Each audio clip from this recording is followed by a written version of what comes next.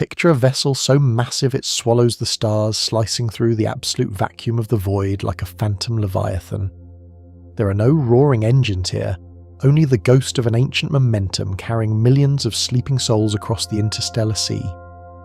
The absence of sound outside its reinforced viewports is absolute, a crushing silence that only amplifies the heartbeat of the world inside. Deep within this cosmic structure, survival requires a beautiful, relentless alchemy of the past. The very ground beneath the inhabitants' feet is a precious manufactured commodity born of deep history. Every handful of rich, dark earth has been painstakingly created from the recycled biological remains of countless generations, turning the waste of the ancestors into the foundation of the future. Surprisingly, the culmination of this staggering project of settlement does not end with a touchdown on alien dirt. When the final star is reached, this massive generation ship does not land, but instead parks itself in a stable geostationary orbit to serve as a permanent orbital station. For the people below, the vessel that was once their entire universe becomes a fixed point in the heavens, an eternal guardian watching from the dark.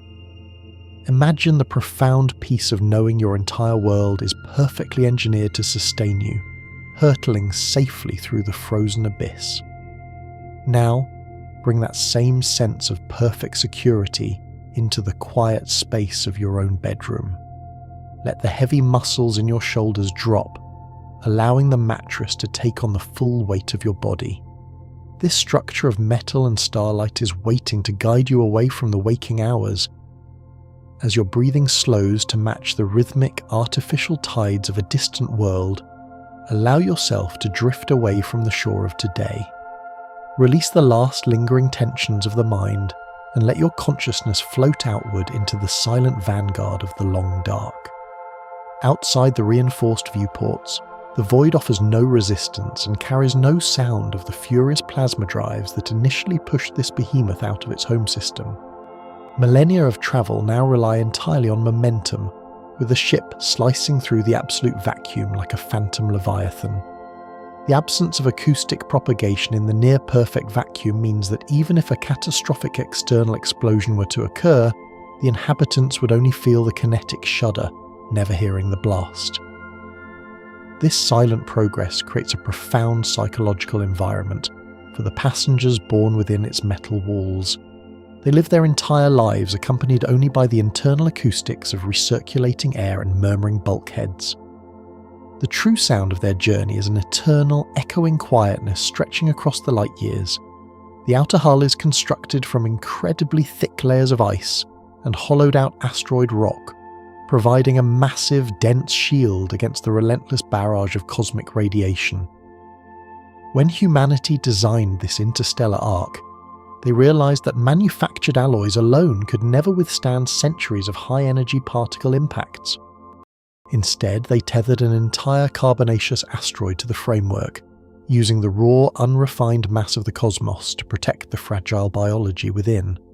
Water ice, harvested from the rings of gas giants before departure, forms a secondary regenerative armour beneath the rocky exterior. This frozen barrier is exceptionally efficient at absorbing stray neutrons and absorbing the kinetic energy of micrometeorite strikes. Whenever a tiny fragment of cosmic debris chips away at the surface, internal heating coils gently melt the surrounding ice to perfectly seal the wound. If we were to look closer at the ship's leading edge, it would resemble a battered dark moon rather than a sleek feat of engineering. The jagged, cratered surface tells the story of 100 generations of silent impacts endured in the dark.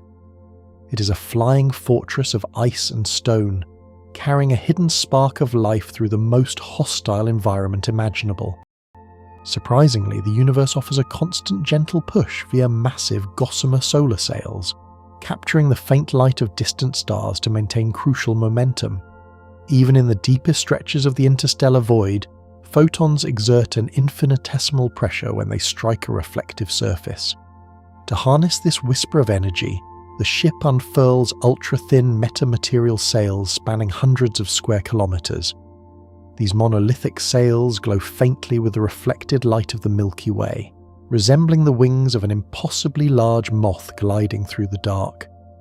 They're composed of a mesh so delicate that a single human breath could tear them, yet in the vacuum, they endure the ages. Automated rigging systems constantly adjust their vast angles, trimming the cosmic wind to correct microscopic deviations in the ship's trajectory. Over the span of centuries, this continuous photonic pressure provides a significant velocity boost without the expenditure of precious onboard fuel reserves. The sails effectively turn the ambient light of the galaxy into a limitless silent engine. It is an elegant symbiosis with the cosmos, proving that even the darkest gulfs of space contain the energy needed to push humanity forward. Thermal radiators glow a soft cherry red on the ship's trailing edge, dispersing the immense heat generated by the enclosed internal ecosystems and fusion cores. A closed environment of this magnitude traps an astonishing amount of thermal energy simply from the body heat of millions of inhabitants, agricultural lamps, and heavy machinery. Without a mechanism to bleed this heat into the freezing vacuum, the interior would quickly become an unlivable oven. These cooling fins stretch outward like the intricate gills of an aquatic creature, exposing thousands of kilometers of superconductive tubing to the absolute zero of deep space. Liquid sodium pumps rhythmically through the dark veins, glowing brightly as it draws the lethal heat away from the habitation rings. From a distance, the aft section of the vessel resembles a smouldering ember drifting through the night. The continuous thermal exhaust leaves an invisible wake of warmth in the ship's path, a fleeting thermal fingerprint in the frozen void. Engineers must constantly monitor the delicate balance of these radiators, ensuring they neither freeze solid nor melt under maximum load. It is a brilliant thermodynamic dance, exchanging the deadly heat of life for the cold salvation of the cosmos. Magnetic shielding generates invisible, aurora-like curtains around the vessel, deflecting charged interstellar particles just like a living planet's magnetosphere. Deep space is saturated with dangerous ionized gas and high-energy solar winds from passing stellar neighbors.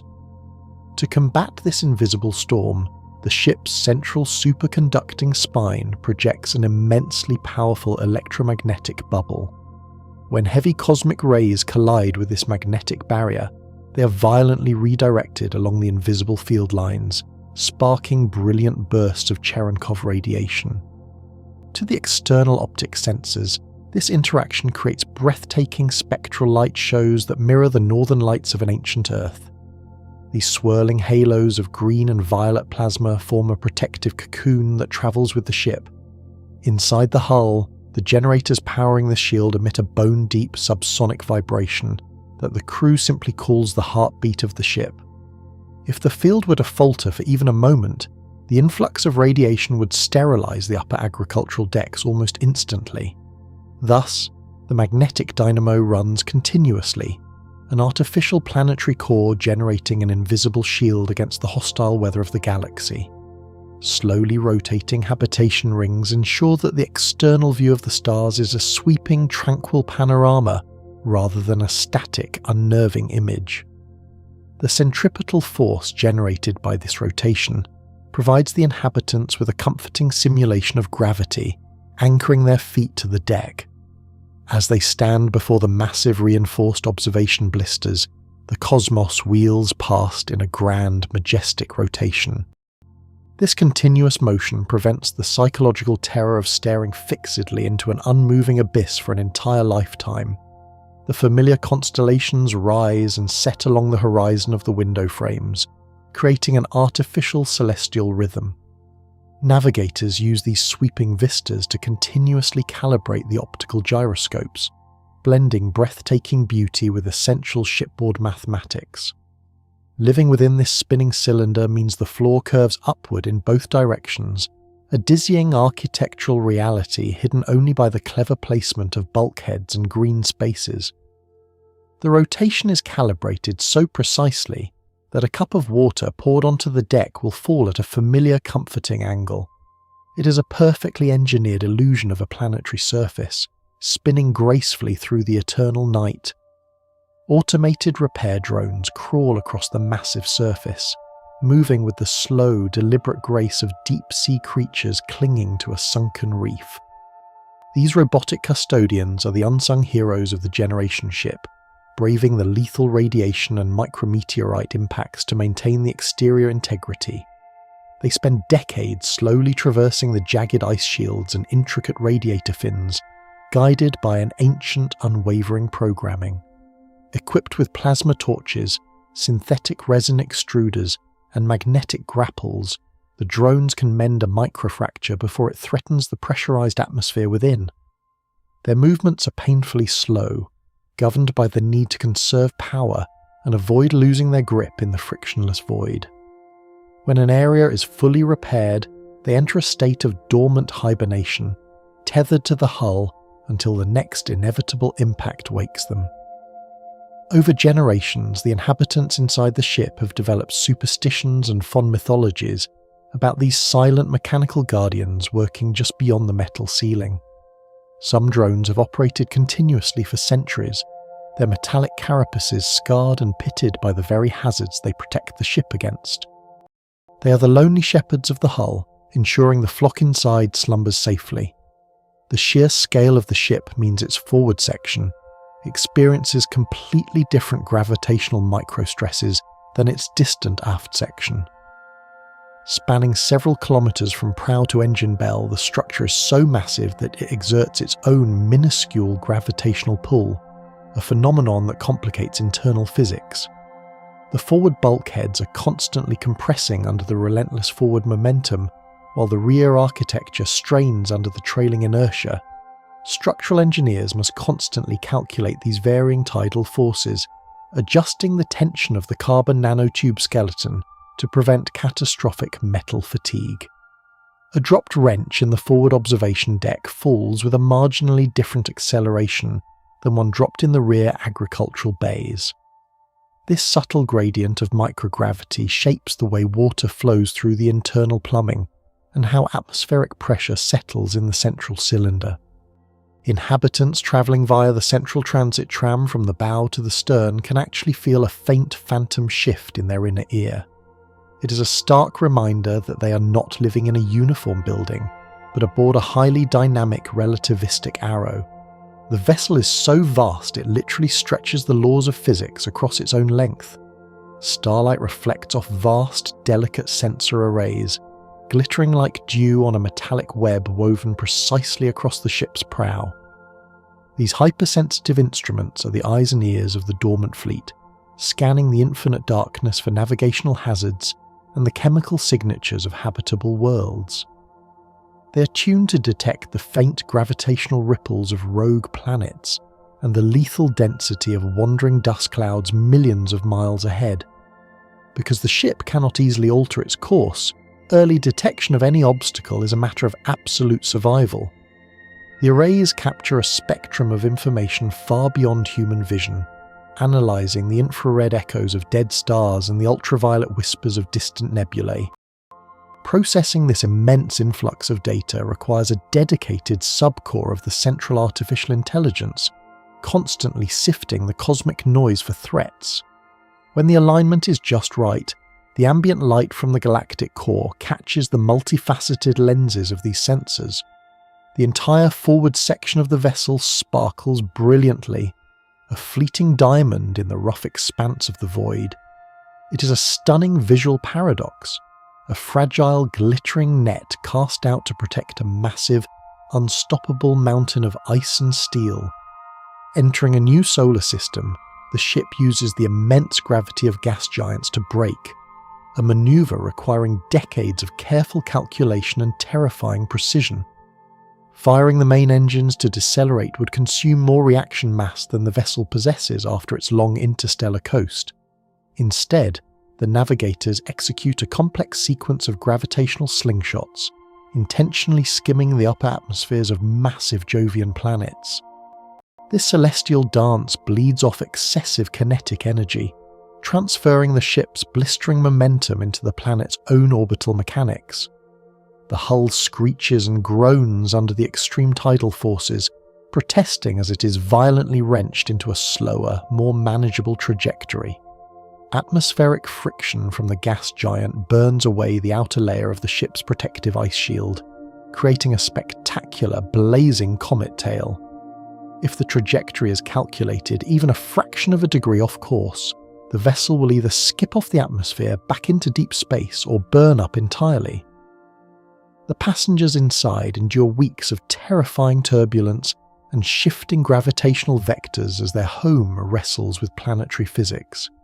It is the ultimate trial by fire, the violent awakening that marks the end of their silent, centuries-long slumber. Waking from that silent, centuries-long slumber, the inhabitants rely not on the gravity of a true planet, but on the relentless engineered physics of their rotating home. Centrifugal force creates a masterful, ever-present illusion, pulling every object, drop of water and human body outward against the interior curvature of the massive hull. It is a simulated embrace, born entirely of continuous angular momentum rather than the dense terrestrial accumulation of rock and magma.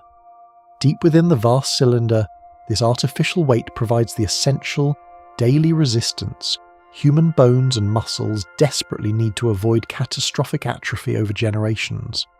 The firm pressure against the soles of their feet feels practically indistinguishable from the planetary pull their distant ancestors originally evolved to endure. Yet, it is merely the ship's inner surface constantly accelerating into their path, perpetually catching them before they can drift aimlessly into the open air above.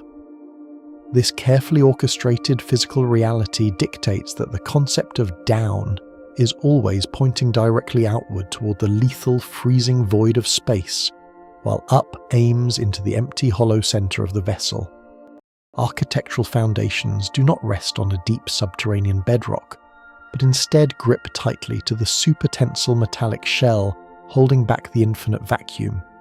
It is a delicate, perpetual dance of inertia and structural resilience that firmly grounds every single aspect of their daily enclosed existence.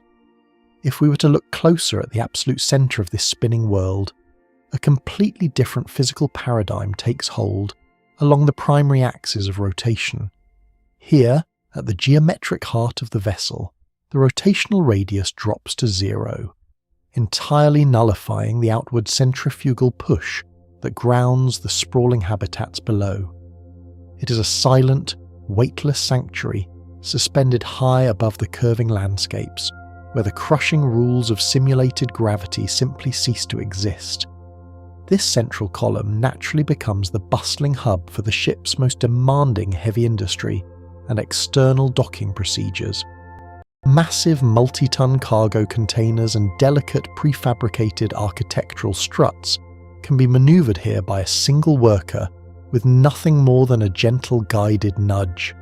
Foundries and chemical refineries take advantage of the microgravity environment to perfectly mix exotic alloys and crystalline structures that would instantly collapse under their own weight on the lower decks.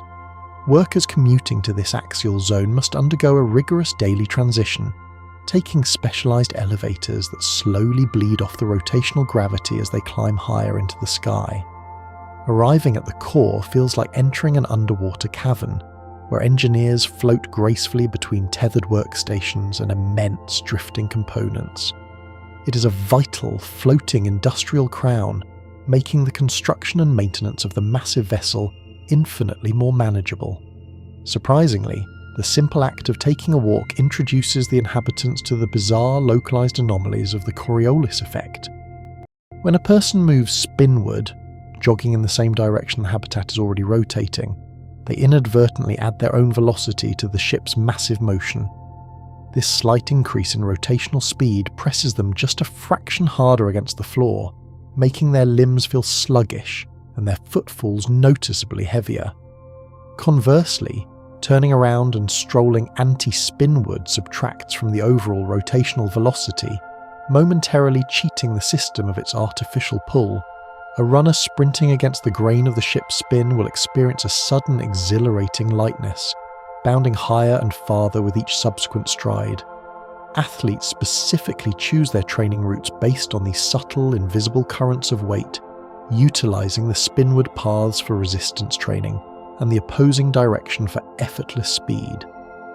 As you lie there, feeling the steady, reliable pull of your own world against your resting body, consider how strange it would be to alter your very mass just by changing your walking direction. Even daily commuters must instinctively account for these strange inertial tides when navigating the crowded, curving avenues of the residential sectors. It creates a unique physical culture where the cardinal directions dictate not just where you are going, but exactly how heavy you will feel when you finally arrive. Observing a simple object slip from a table reveals another startling truth about life inside a spinning cylinder. Rather than plummeting in a perfect plumb line to the floor, a dropped tool or spilled cup of water follows a distinct sweeping curve through the air. This lateral deflection happens because the object retains the lateral velocity it had before it was dropped, while the floor below continues to rotate rapidly out from under it. To the unaccustomed eye, this makes the very air seem thick or warped, as if invisible currents are constantly nudging falling items aside. Children learn from a very young age to reach slightly to the side when attempting to catch a tossed ball, intuitively calculating the complex physics of their rotating home. It is a beautiful mathematical quirk that fundamentally alters the trajectory of every airborne particle, leaf, and droplet of rain within the enclosed biosphere. Engineers designing the ship's intricate plumbing and waste management systems had to meticulously map these curving trajectories to prevent catastrophic blockages. Even poured liquids spiral gracefully as they descend, twisting like crystalline ribbons before finally striking the bottom of a waiting receptacle. This subtle, ever-present deflection serves as a visual daily reminder that their reality is not a static ground, but a brilliantly engineered perpetual centrifuge.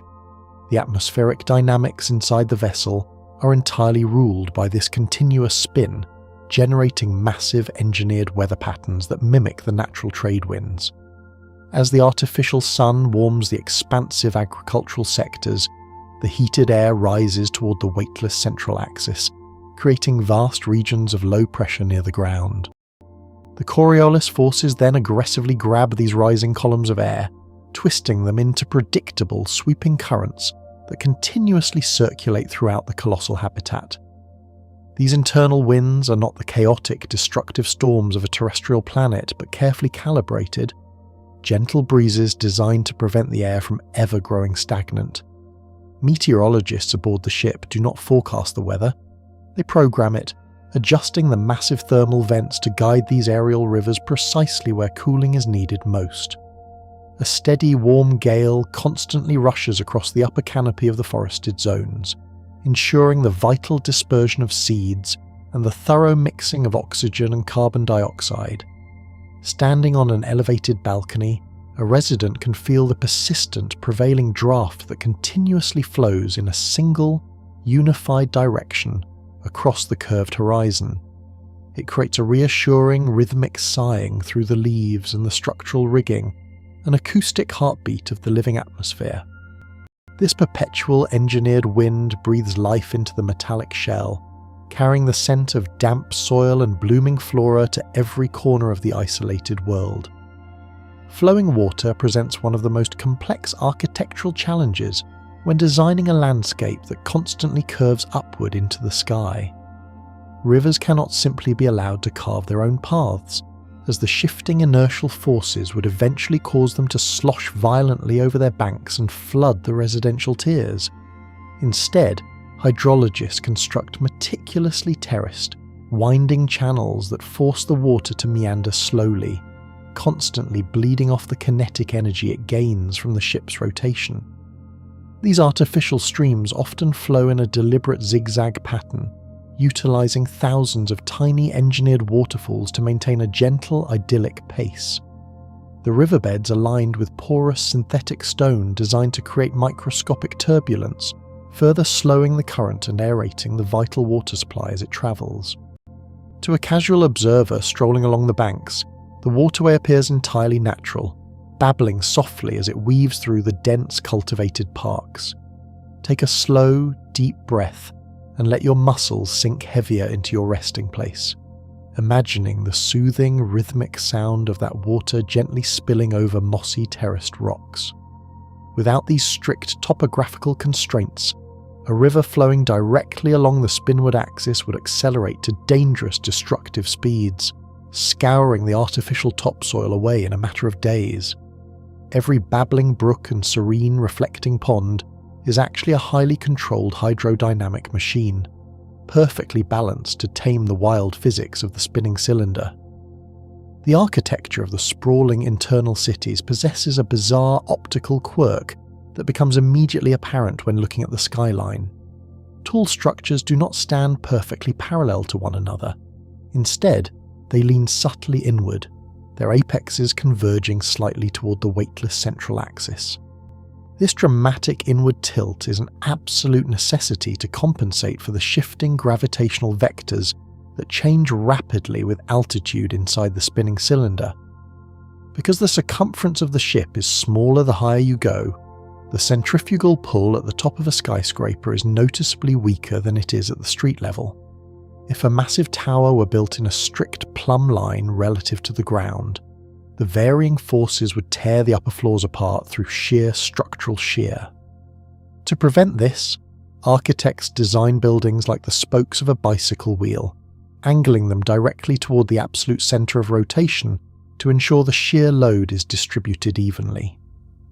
Walking through these leaning high-rise districts induces a mild vertigo in new arrivals, as the geometric lines of the buildings constantly fight against their inner ear's perception of verticality. Hallways on the uppermost floors must be constructed with slanted floors and angled door frames just to make walking feel natural to the residents. It is a cityscape defined by strict radial geometry, where every steel beam and window pane must pay homage to the relentless mathematics of the spin.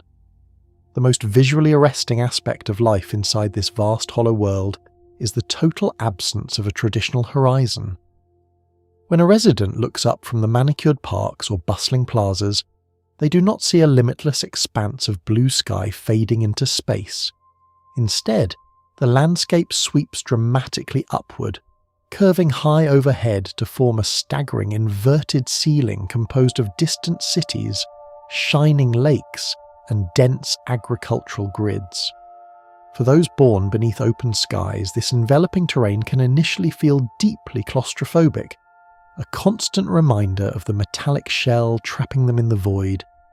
Yet, for the native generations, it is a source of profound visual comfort, an encompassing blanket of human endeavour that holds the terrible freezing darkness of space at bay. The land does not end at a distant vanishing point, it simply arcs majestically backward, returning to embrace the observer in a complete, unbroken circle. The botanical life thriving inside the massive agricultural zones has completely adapted its fundamental growth patterns to survive in the rotating environment. Deeply ingrained gravitropism forces the root systems to dig fiercely outward, anchoring themselves into the artificial soil against the strong simulated downward pull. Meanwhile, the stalks, trunks, and delicate vines naturally orient themselves inward, growing straight up toward the low-pressure, weightless column of the central axis. Because the gravitational vectors shift slightly depending on a plant's exact position on the curved hull, entire forests grow at synchronized sweeping angles to match the radial lines of force. A massive ancient oak tree placed near a structural bulkhead will not grow perfectly perpendicular to the local deck plating, but will stubbornly lean to align itself with the true center of the ship. This creates bizarre, slanted woodlands that look as though they have been permanently windswept by a gale that never actually ceases. Allow the tension in your shoulders to melt away, picturing those silent, towering trees standing firm and holding their ground in the strange, slanted forests of a travelling world. Botanists must carefully prune and tether the uppermost branches of the tallest canopies to prevent them from extending too far into the low-gravity zones, where their own vascular systems would fail to pump water. The flora here does not reach for a distant, singular sun, but stretches longingly toward the empty, hovering centre of their metallic universe. The angular velocity of the colossal cylinder is the single most critical heavily monitored metric on the entire vessel, guarded with religious fervour by the central artificial intelligence. Even a fractional deceleration in the spin rate would cause a catastrophic loss of the simulated gravity, instantly altering the weight of every object and structure on board. To ensure absolute, unyielding consistency, massive gyroscopic stabilization rings run continuously along the outer hull, correcting microscopic wobbles caused by the movement of heavy machinery or large crowds. If the rotation were to speed up by a mere fraction of a percent, the delicate, perfectly balanced internal oceans would surge violently forward, overtopping their retaining walls. Millions of gallons of water would spill into the lower habitation zones in a devastating, unstoppable tidal wave driven purely by the suddenly increased centrifugal pressure. Conversely, a slight slowing would cause the waters to retreat, exposing intake valves and instantly crippling the ship's vital desalination and atmospheric humidity systems. Therefore, the gentle, rhythmic spin is maintained with a terrifying, infallible precision, utilizing perfectly synchronized thruster burns to counteract the subtle drag of internal atmospheric friction. It is the invisible, rotating heartbeat of the entire enclosed civilization, a mathematical constant that dictates whether they thrive or perish in the dark. Every breath they take, every step they walk, and every drop of water they drink is absolutely dependent on the flawless, unending perfection of that sweeping rotation. Every breath they take within that flawless sweeping rotation fills their lungs not with the stale exhalations of a closed system, but with air meticulously refined by giant atmospheric processes. These colossal humming machines are hidden deep within the structural bulkheads, operating relentlessly to scrub the atmosphere of trace impurities, volatile organic compounds, and accumulated carbon dioxide. They act as the mechanical lungs of the entire civilization, drawing in the humid, heavy air from the lower residential tiers and forcing it through incredibly dense, microscopic filtration matrices. Inside these processes, intricate layers of activated carbon, synthetic zeolites, and complex chemical scrubbers work in a precise sequence to capture and neutralize even the smallest airborne toxins. Humidity is strictly regulated during this cycle, stripping away excess moisture gathered from the agricultural zones before it can condense destructively on the chilled outer hull. The resulting outflow is crisp, cool, and perfectly calibrated, smelling faintly of ozone, a clean, sharp scent that is the signature of molecular purification. Maintenance crews assigned to these vital systems wear heavy, pressurized suits, wading through the roaring wind tunnels to swap out saturated filter banks. It is an endless, monumental task of recycling, ensuring that the very medium of life remains perfectly balanced for thousands of years.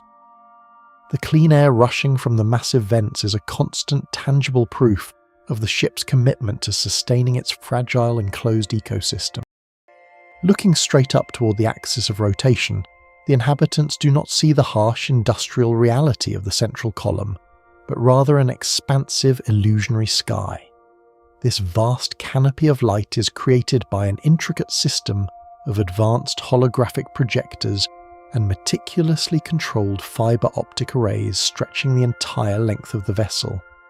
The result is a breathtaking, seamless dome of cerulean blue, complete with drifting synthesized clouds that mimic the gentle, high-altitude cirrus formations of a true planet.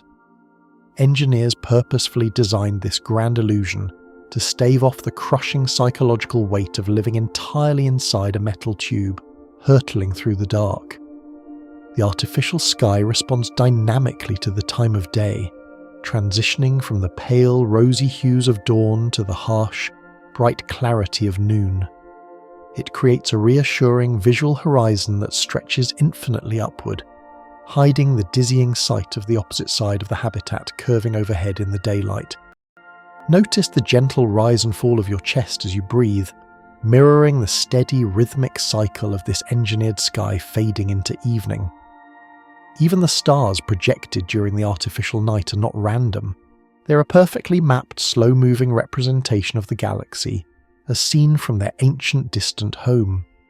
This celestial display serves as both a cultural anchor and a constant, beautiful reminder of the specific light their ancestors once looked upon.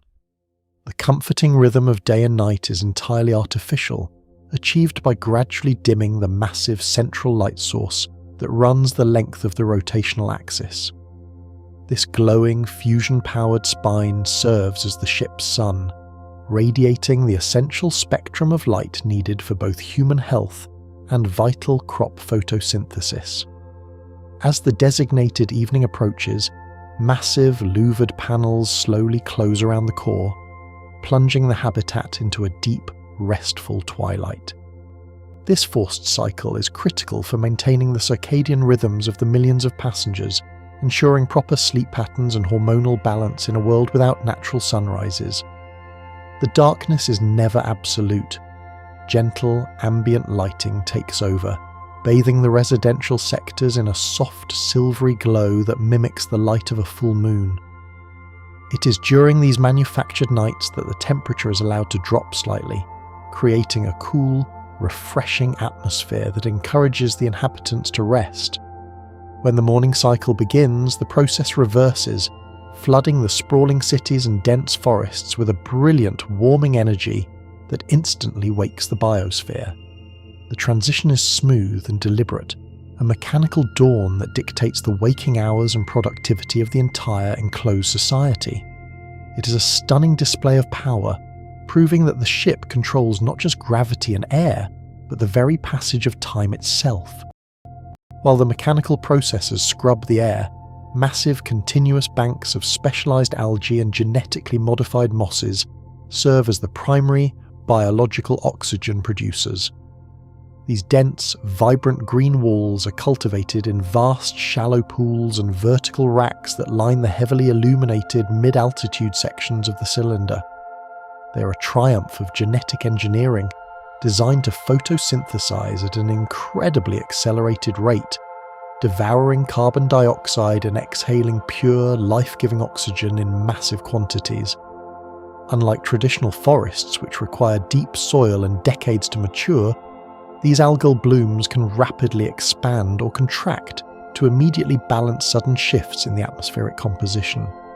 The mosses are engineered to thrive in the specific controlled humidity of the ship, carpeting the structural bulkheads in a thick, spongy layer that dampens sound and traps microscopic dust. Together, they form a robust, living lung that quietly breathes vitality into the sterile metallic shell of the vessel.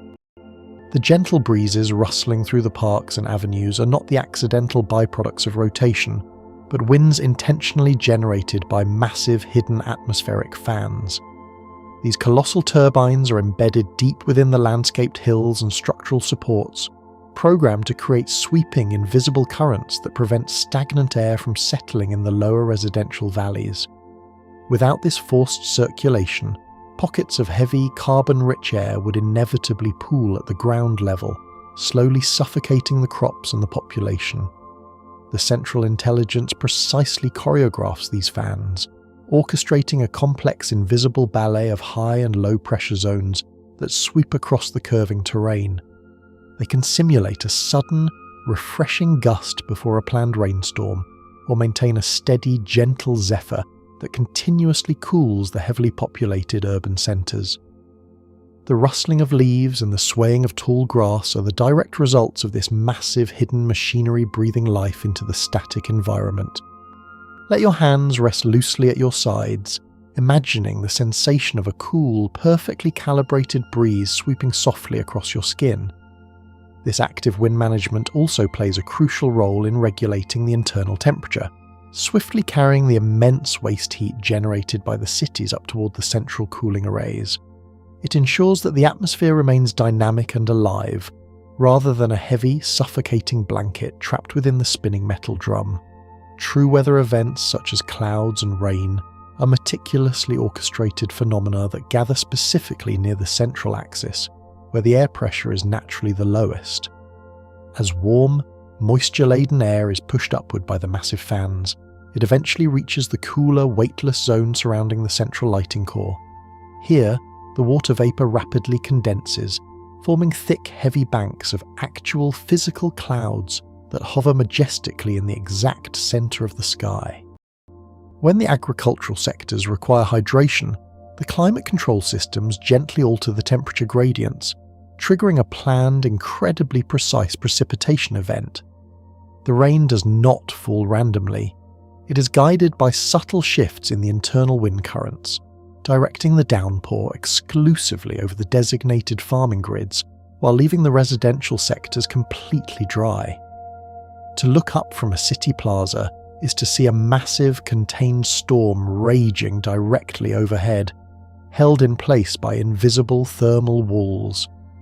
The water falls through the varying layers of simulated gravity, accelerating slightly as it approaches the ground, striking the dense canopy of the crops with a heavy, satisfying rhythm.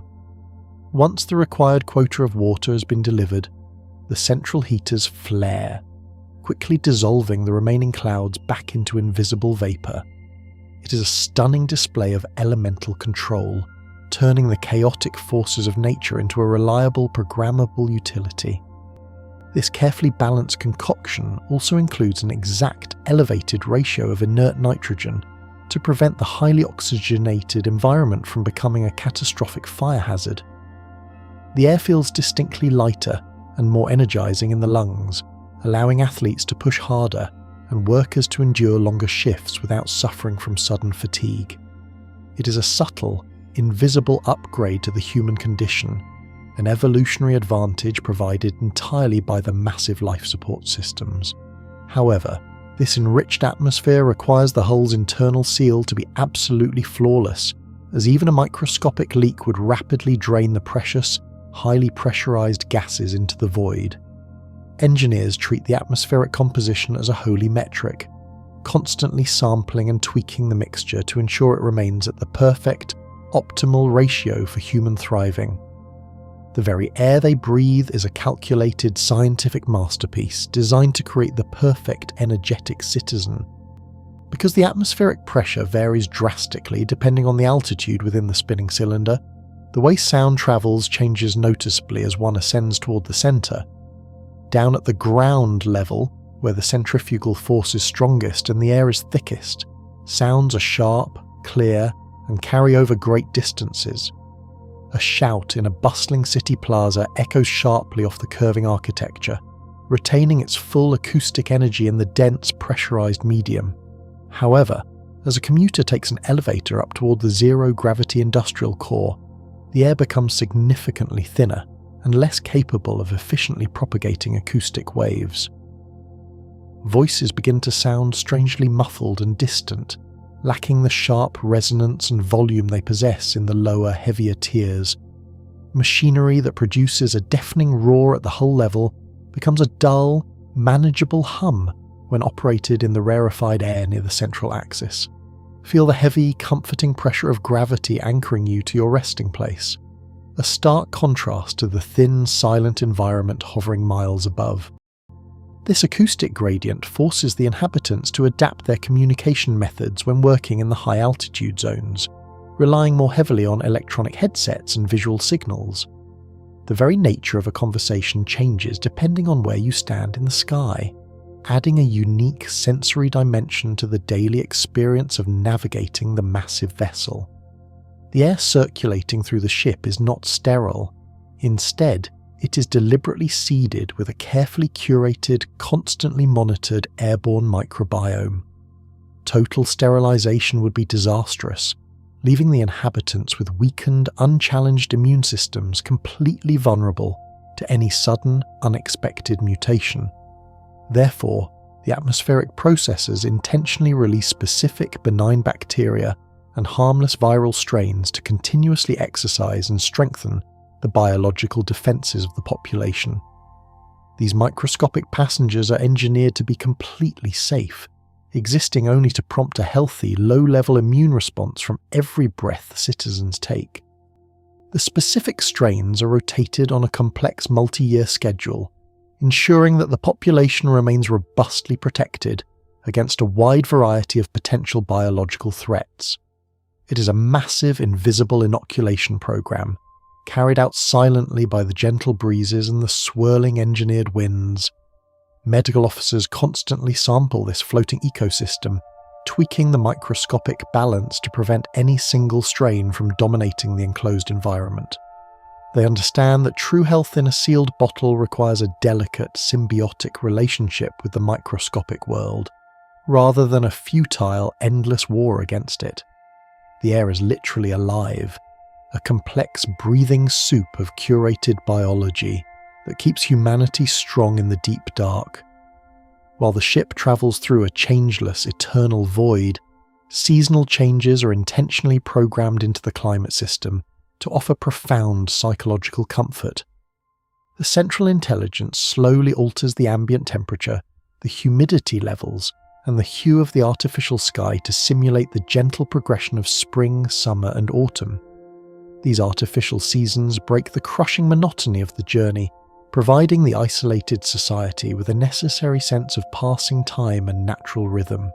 During the simulated autumn, the temperature drops slightly, and the spectral output of the central light shifts to a warmer golden tone, prompting the deciduous trees in the parks to shed their leaves. The air grows crisp and cool, encouraging the wearing of heavier fabrics and the gathering of communities indoors for massive harvest-themed festivals. It is a purely aesthetic shift, yet it is utterly vital for maintaining the mental health and the cultural traditions of a people who have never seen a real winter. When the artificial spring arrives, the humidity is increased and the lighting bursts with brilliant white energy, triggering a massive coordinated blooming across all the agricultural zones. The scent of blossoming flowers floods the ventilation system, a powerful, olfactory signal of renewal and hope spreading throughout the metallic world. These manufactured seasons prove that survival requires more than just oxygen and water. It requires the beautiful, comforting illusion of a changing living world.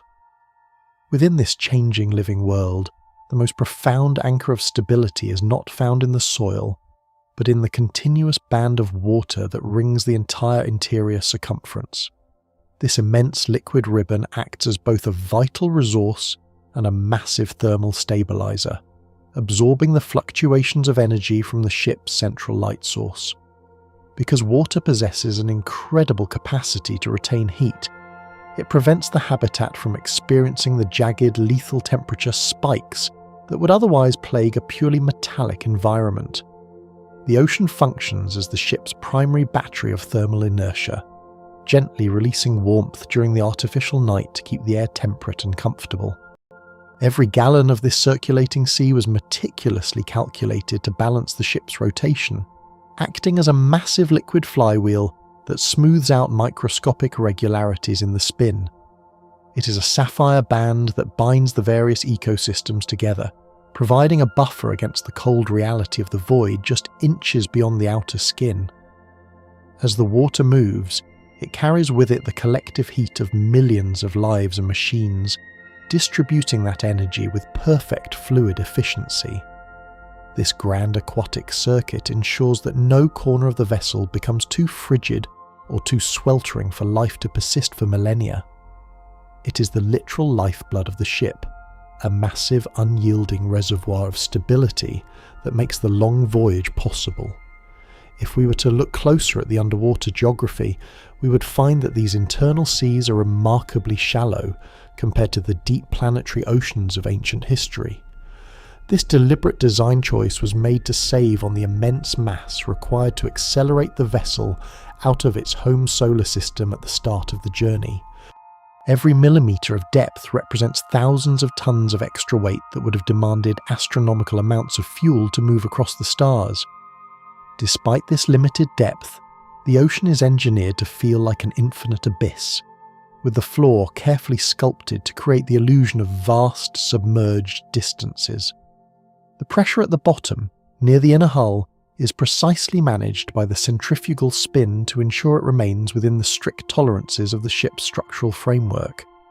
This shallow sea remains deep enough to sustain complex, multi-layered aquatic life, from bottom-dwelling crustaceans to fast-moving predatory schools that keep the cycle moving. Advanced nutrient injection systems ensure that the limited volume of water remains hyperproductive, supporting a density of life that would be impossible in a natural terrestrial ocean. By maximising the utility of every cubic metre, the architects created a thriving marine world that fits within the strict constraints of interstellar travel. It is a masterpiece of spatial efficiency, where a few dozen metres of depth provide a whole universe for the creatures swimming within the darkness. These currents are programmed to mimic the great oceanic gyres of old, ensuring that no pocket of water remains still for long enough to allow harmful bacteria to bloom. The movement is so subtle that a swimmer would barely notice the pull, yet it is powerful enough to carry the microscopic life that sustains the entire food chain. Without these turbines, the delicate chemical balance of the water would collapse, leaving the ship with a toxic, unmoving moat that would threaten the air supply.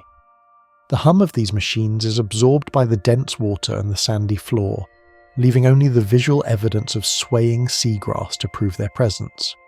This constant mechanical stirring ensures that the water remains fresh, clear, and perfectly mixed for all the biological processes it must support. It is a synthetic tide, a heartbeat of movement that replaces the moon with the tireless rhythmic precision of engineering. Surprisingly, the underwater landscape is dominated by vast kelp forests that anchor themselves firmly to the hull's inner curvature. Because the simulated gravity pulls everything outward, these towering stalks of vegetation grow inward, stretching toward the central light source in majestic, swaying columns. These forests create a three-dimensional emerald jungle that provides shelter and breeding grounds for thousands of diverse aquatic species. The kelp has been genetically modified to grow at incredible speeds, absorbing excess carbon and producing massive amounts of oxygen for the ship's atmosphere.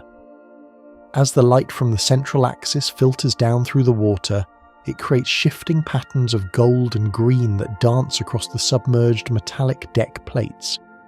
These plants are the primary architects of the underwater environment, turning a sterile tank into a lush, thriving wilderness of light. Take a moment to let your breathing slow, visualizing the slow, rhythmic swaying of those giant kelp leaves as they reach toward the light. The density of these forests also serves a structural purpose, acting as a natural baffle that dampens the movement of the water against the hull. Each stalk is a living tether, connecting the deep metallic foundation of the ship to the vibrant sunlit world above. It is a surreal sight to see a forest growing toward the center of a world, a vertical garden of the deep. This structure houses sophisticated desalination plants that operate in total silence beneath the sandy, curved seabed. Their primary mission is to turn the ship's wastewater and greywater back into pristine, drinkable supplies for the millions of inhabitants above. While the open ocean remains salty to support marine life, these hidden refineries extract the essential fresh water through high-pressure reverse osmosis. The extracted minerals are returned to the sea to maintain its perfect salinity, while the purified water is pumped through a secondary network of crystalline pipes. This ensures that the ship's water cycle is a perfectly closed loop, with not a single drop wasted over the span of 1,000 years. Even the moisture exhaled by the passengers and the runoff from the agricultural bays eventually finds its way back to these submerged heartbeats. The silence of these plants is a testament to the perfection of their design, as any vibration would be magnified by the surrounding liquid and disturb the tranquility of the habitat. Passengers walking along the shore have no idea that beneath their feet, a massive industrial process is quietly securing their survival. It is the ultimate invisible infrastructure, a hidden alchemy that turns the waste of the past into the sustenance of the future. When the artificial night descends and the central light core fades into a soft lunar glow, the shoreline transforms into a breathtaking spectacle. Bioluminescent plankton, specifically seeded into the water, react to the movement of the waves by emitting a brilliant electric blue light. This turns the entire nighttime shoreline into a glowing living tapestry that illuminates the sand with every rhythmic lap of the water. This ethereal glow is not just for beauty, it serves as a biological indicator of the ocean's health, and nutrient density for the watchful sensors. If the blue light fades, the ship's ecologists know that the chemical balance of the sea requires immediate adjustment to prevent a collapse. For the inhabitants, however, the bioluminescence provides a sense of profound wonder, turning a simple evening walk into a journey through a neon dreamscape. The light ripples and swirls around the legs of anyone wading into the surf, leaving glowing footprints that linger for a few seconds before fading back into the dark. It is a visual symphony of biology and physics, a reminder that even in the vacuum of space, life can create its own light. This glowing tide is one of the most cherished features of the ship, a soft biological light that wards off the gloom of the deep voyage. The very shape of the shoreline is a marvel of fluid dynamics, meticulously designed to absorb and dissipate wave energy with extreme efficiency. Engineers realised early in the design process that the movement of such a large mass of water could potentially create resonance frequencies that might destabilise the ship's rotation. To prevent this, the sandy beaches and rocky outcroppings are sculpted into specific parabolic curves that break the waves before they can grow in power. Each cove and inlet acts as a giant energy sink, turning the kinetic force of the water into harmless heat and soft white foam. This ensures that the sloshing effect, where water gains momentum and hammers against the hull, is completely neutralised before it can cause a microscopic wobble in the ship's spin. The result is a sea that feels calm and predictable, even as the entire vessel hurtles through the void at a fraction of the speed of light. Notice the weight of your body resting against your chair or bed, as stable and secure as the ground beside these engineered shores. The sand itself is composed of crushed synthetic minerals designed to settle quickly and resist being carried away by the currents. It is a landscape that was built to endure the stresses of a 1,000-year journey without losing its tranquil, inviting aesthetic. By taming the ocean's energy, the ship's architects ensured that the inhabitants could enjoy the beauty of a coastline without ever fearing the power of the sea. Within these sapphire depths, the aquatic species have been carefully selected and modified for their specific utility in maintaining the ship's health. Certain varieties of fish and mollusks have been engineered to act as biological filters, efficiently stripping heavy metals and microtoxins from the water cycle as they feed. They are living purifiers, working alongside the mechanical desalination plants to ensure the ocean remains a safe, self-sustaining environment for all life. These creatures do not merely exist, they are an integral part of the ship's industrial waste management system, processing elements that would otherwise poison the biosphere. Their genetic codes have been tweaked to allow them to sequester these toxins in their shells or skeletal structures, which are then periodically harvested by automated seabed drones.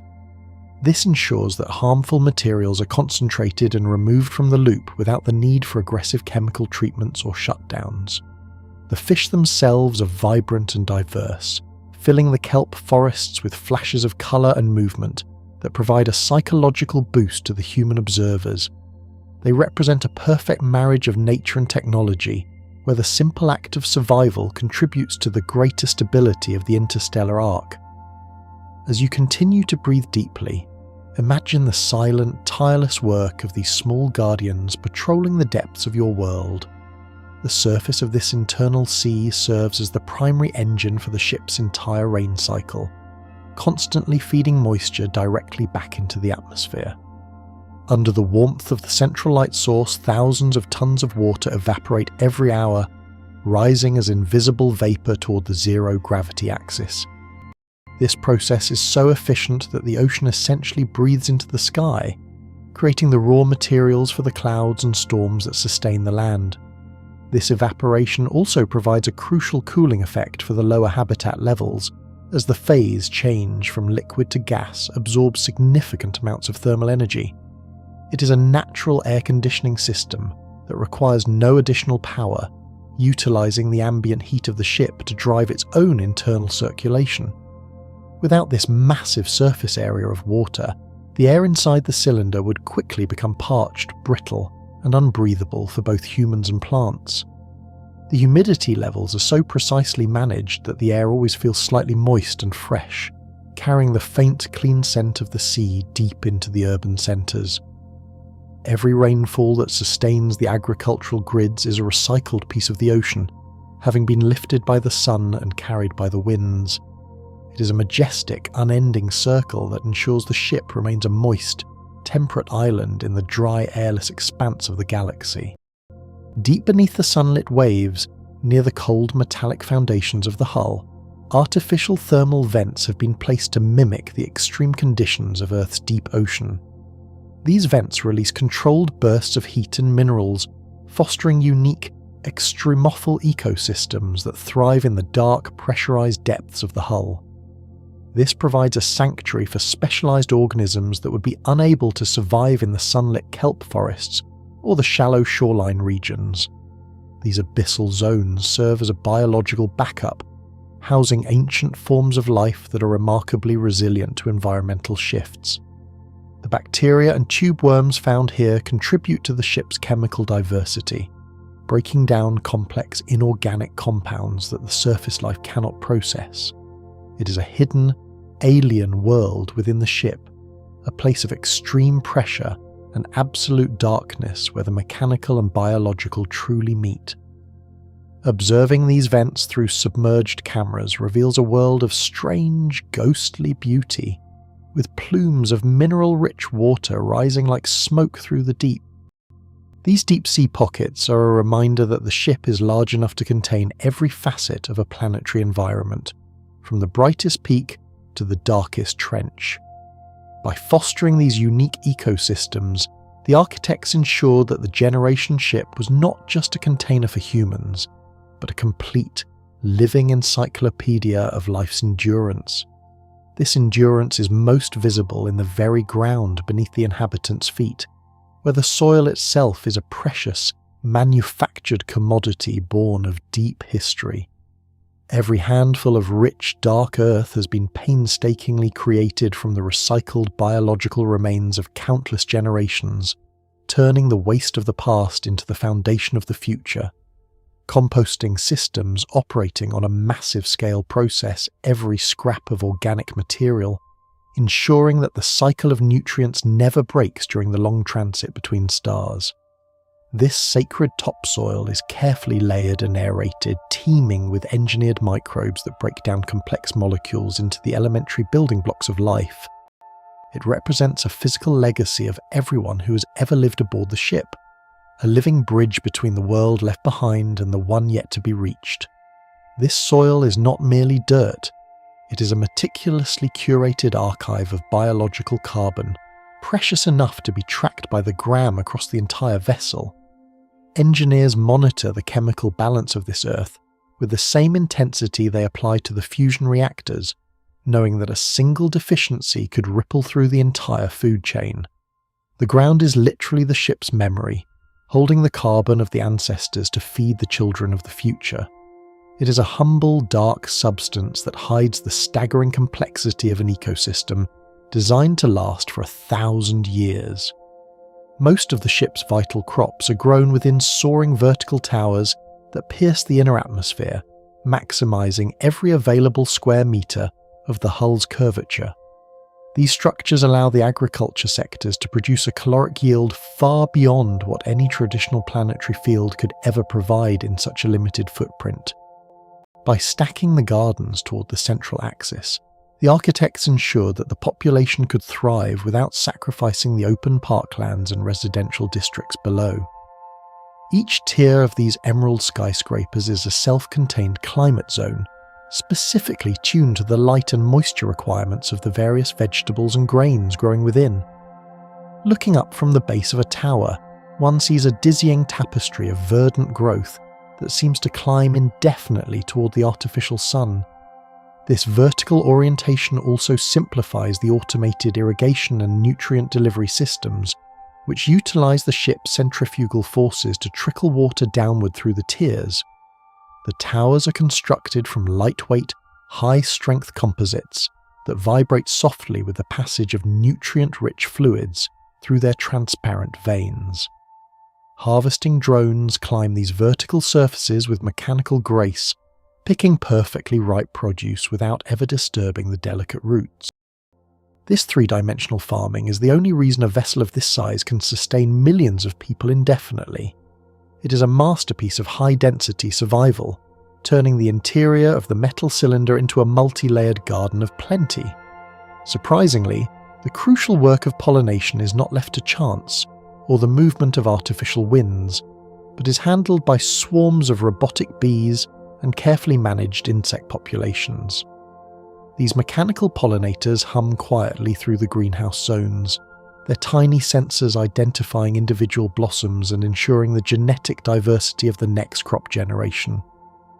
In specific, reinforced sections of the arboretums, non-stinging insect varieties are allowed to roam freely, performing their ancient duties in a controlled, engineered paradise. These small, buzzing residents are as vital to the ship's survival as the fusion reactors themselves, as without them, the fruit-bearing trees and vegetable vines would remain sterile. The sound of their activity creates a comforting, low-frequency white noise that signals a healthy, productive ecosystem to any passerby. Monitoring systems track the health of these swarms with extreme precision, ensuring that the delicate balance between plant and pollinator is never disrupted. The robotic bees are designed with soft, tactile manipulators that mimic the gentle touch of nature, collecting and depositing pollen with zero damage to the flowers. They return to their charging hives along the structural ribs, where the data they collected about plant health is analysed by the Central Agricultural Core. This tiny mechanical and biological workforce represents the smallest scale of the ship's massive effort to replicate the complex interdependencies of a natural world. High above the verdant terraces, an intricate system of mirrors and fibre optic arrays works to direct the central light source toward every hidden leaf. This structure ensures that even the lowest tiers of the vertical farms receive the exact spectrum of light needed for optimal photosynthesis. While the central spine provides the raw energy of a sun, these optical relays act as the ship's precision iris, focusing and filtering the rays to prevent shadows or light starvation in the dense canopy. The mirrors shift subtly throughout the artificial day, tracking the movement of the light core to maintain a constant, steady flow of energy to the primary oxygen-producing zones. Looking up through the greenery, one can see the brilliant flashes of these silvered surfaces glittering like secondary stars caught in a metallic web. This system is so efficient that it allows the ship to sustain a biomass far denser than anything found in the wild. Notice how the light in your own room feels steady and safe, much like the perfectly managed rays that nurture the forests of the deep ship. This optical web is a triumph of passive engineering, utilising the ship's own power to illuminate the darkest corners of the habitat. It ensures that no plant is ever left in the shade, guaranteeing a harvest that never falters. The sensory heart of the agricultural sector is found in the terraced aeroponic gardens, where the rich, loamy smell of damp soil permeates the humid air. Here, the roots of the most delicate plants do not bury themselves in earth, but instead dangle freely in mid-air within dark, climate-controlled bays.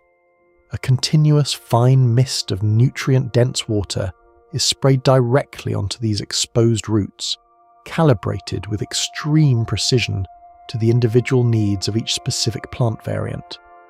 This method allows the crops to grow at a staggering rate, as their roots have unfettered access to both oxygen and a perfectly balanced liquid diet.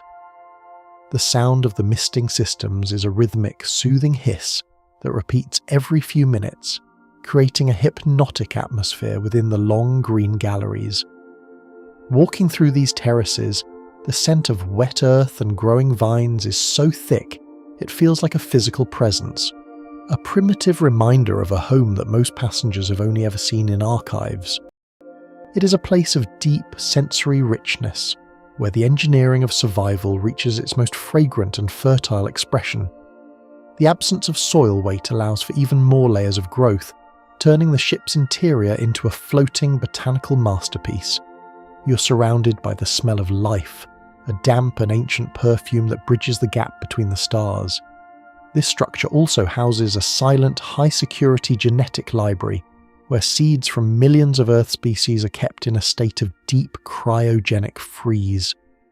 This massive vault serves as a biological insurance policy, protecting the biodiversity of their homeworld against any unforeseen catastrophe or genetic drift aboard the ship.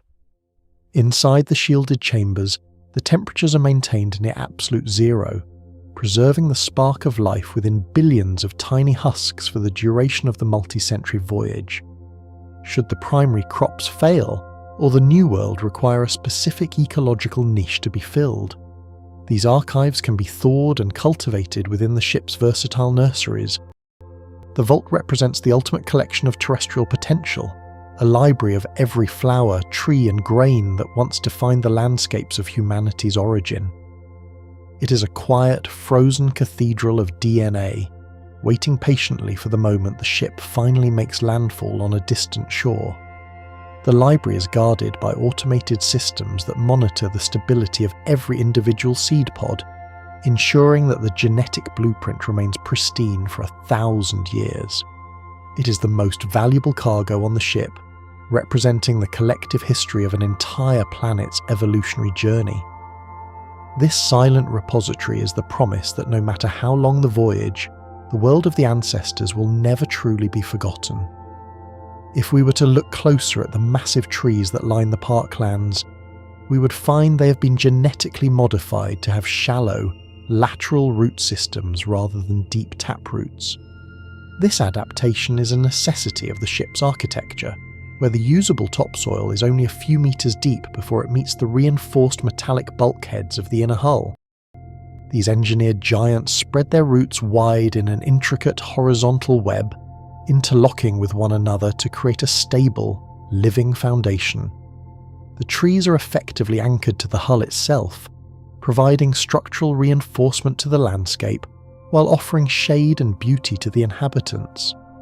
Their wide root systems also act as a massive filtration network, absorbing and recycling the runoff from the urban centres before it reaches the ship's primary water treatment systems. This modification allows the ship to host towering oaks and massive redwoods that look perfectly natural, yet are functionally integrated into the metallic anatomy of the vessel. As you lie still, feel the strength in your own frame, as solid and dependable as the lateral roots that hold the ship's forests in place. These trees are the guardians of the horizon, stretching their modified limbs toward the centre of the world, while their roots guard the precious thin layer of Earth. They prove that even the grandest life forms can adapt to the constraints of a metallic universe.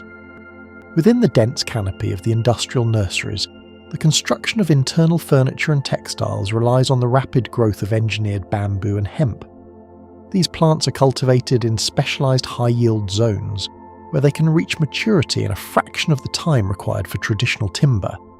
Their fibres are harvested and processed into everything from lightweight clothing to high-strength composite materials that are used to repair the habitat's interior. By utilising these fast-growing renewable resources, the ship avoids the need to carry massive stockpiles of synthetic building materials from the homeworld. Every part of these plants is used, with the leaves and waste being recycled back into the soil-making process to keep the nutrient cycle closed. The bamboo groves provide a serene acoustic buffer between the noisy industrial sectors and the quiet residential neighbourhoods, their hollow stalks clattering gently in the engineered wind. This biological manufacturing ensures that the society remains self-sufficient, literally growing their own future from the light and water provided by the ship. The processed hemp fibres are as strong as steel, yet they breathe like cotton, providing a unique aesthetic and tactile comfort to the shipboard culture. It is a sustainable economy of growth, where the very walls of the homes are born from the garden. Deep within the massive, lightless dark rooms located beneath the agricultural tiers, fungi play a silent and absolutely crucial role in the ship's survival. These vast chambers are filled with rows of composting beds, where diverse species of mushrooms and moulds break down the lignin and cellulose from dead plant matter. This process turns the tough, inedible portions of the harvest into usable energy and rich, fertile compost that is fed back into the primary soil system. Without this fungal workforce, the ship would quickly be buried under a mountain of organic waste that the other biological systems could not process. Some of these fungi are also harvested as a high-protein food source, providing a savoury depth to the ship's vegetarian diet that would otherwise be missing. The air in these chambers is cool and still, smelling intensely of mushrooms and damp, decaying wood, the scent of life's essential recycling. It is a hidden underworld of the ship, proving that even in the absolute dark, the engine of life continues to turn with relentless efficiency. Bioluminescent fungi are often used to mark the walkways, their soft green glow providing just enough light for the human cultivators to navigate the moist, earthy labyrinth. This hidden kingdom ensures that nothing is wasted, turning the end of one life into the beginning of 1,000 others. The final stage of this grand biological machine is the harvesting process, which is entirely automated to ensure a constant, quiet gathering of food. Graceful, multi-limbed robots glide along the vertical towers and aeroponic bays, their sensors determining the exact peak of ripeness for every individual fruit and grain. This precision ensures that no food is wasted and that the nutritional value of the harvest is always at its absolute maximum. The gathered produce is immediately transported via silent pneumatic tubes to the ship's processing centres, where it is prepared and distributed to the millions of waiting inhabitants. Because the harvesting happens continuously around the clock, there are no sudden shortages or seasonal famines, only a steady, reliable flow of abundance. The sound of the harvest is a series of soft mechanical clicks, and the faint rush of air through the transport tubes, the sound of a world being fed. Let yourself sink into a state of total peace, knowing that this tireless automated cycle ensures you will always be provided for by the ship's embrace. This silent mechanical harvest is the ultimate guarantee of security, a promise kept by the machines to the generations they carry. It is the closing of the circle where the light, the water, and the soil finally become the energy that sustains the human journey. The culmination of the human journey is preserved within the cool, dry air of the Grand Library, where the entirety of our species' collective knowledge resides in absolute silence. These crystalline memory banks are carved from high-purity synthetic quartz, storing data as microscopic structural changes that remain entirely immune to magnetic degradation or the ravages of radiation over thousands of years. Within these translucent lattices, the whispers of ancient poets and the complex theorems of dead physicists wait in a state of crystalline permanence, far removed from the entropic decay that stalks the material world. If we were to look closer at a single shard, we would find a dense forest of data points etched in 3 dimensions, capable of holding the contents of 1 million terrestrial libraries in the palm of a hand. This structure ensures that no matter how long the voyage persists, the intellectual fire of the homeworld remains as bright and accessible as the day the ship first cleared the atmosphere. It is the silent, crystalline heart of the vessel, a static sanctuary of truth in a moving universe of shadows. Beyond the digital records, physical artifacts from a forgotten Earth are suspended in shimmering stasis fields that arrest the very passage of time. Masterpieces of oil on canvas, delicate marble sculptures, and brittle historical documents are preserved in a perfect vacuum, shielded from the oxidation and touch that would otherwise turn them to dust. This structure allows a child born in deep space to stand inches away from a brushstroke made 4 centuries ago, seeing the exact colour and texture of a world they can only imagine. The light within these vaults is carefully filtered to exclude any harmful ultraviolet rays, bathing the relics in a soft archival glow that feels like a temple to the past. Each object is a physical anchor, a tangible piece of the world that birthed the ship, held in a state of grace by the relentless grip of the stasis generators. To walk among these relics is to experience the weight of history as a physical presence, a collection of anchors keeping the wandering population tethered to the soul of their origins. Virtual reality suites offer a sensory escape, allowing inhabitants to walk through high-fidelity simulations of ancient cities that have long since crumbled on a distant planet. If we were to look closer at these digital landscapes, we would find hyper-realistic weather patterns and architectural wonders that the passengers will never physically experience in their metallic reality. Residents can spend their afternoons feeling the bite of a cold mountain wind or the humid heat of a tropical rainforest, bridging the gap between the metal hull and their biological heritage. These simulations are updated using data from the crystalline archives, ensuring that the movement of shadows on a Roman street or the sound of the Parisian metro is accurate to the smallest detail. It is a vital psychological safety valve, providing a vista that stretches beyond the curving ceiling of the habitat and into the limitless horizons of a lost world. Through these headsets, the voyagers are not just travellers in the void, but tourists in the memories of a planet they will never call home. Notice the gentle rise and fall of your chest as you breathe, mirroring the steady, rhythmic cycle of time that flows differently across the vast reaches of the galaxy. Surprisingly, the passage of time is not a singular experience, requiring the ship's chronometers to maintain a complex and persistent dual calendar system. One clock tracks ship time, the lived reality of the generations on board, while the other calculates the estimated time back on Earth, accounting for the relativistic effects of time dilation.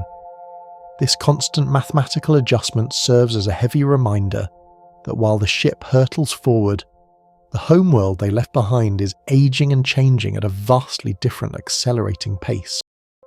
The inhabitants live their lives by the ship's rhythm, yet the library displays the Earth date as a ghostly tally of the years that have vanished in their wake. It is a staggering realization for the young to see that their great-grandparents back home would have been dust for centuries according to the terrestrial clock. This temporal divergence creates a unique sense of isolation, a realization that they are not just separated from Earth by distance, but by the very fabric of time itself.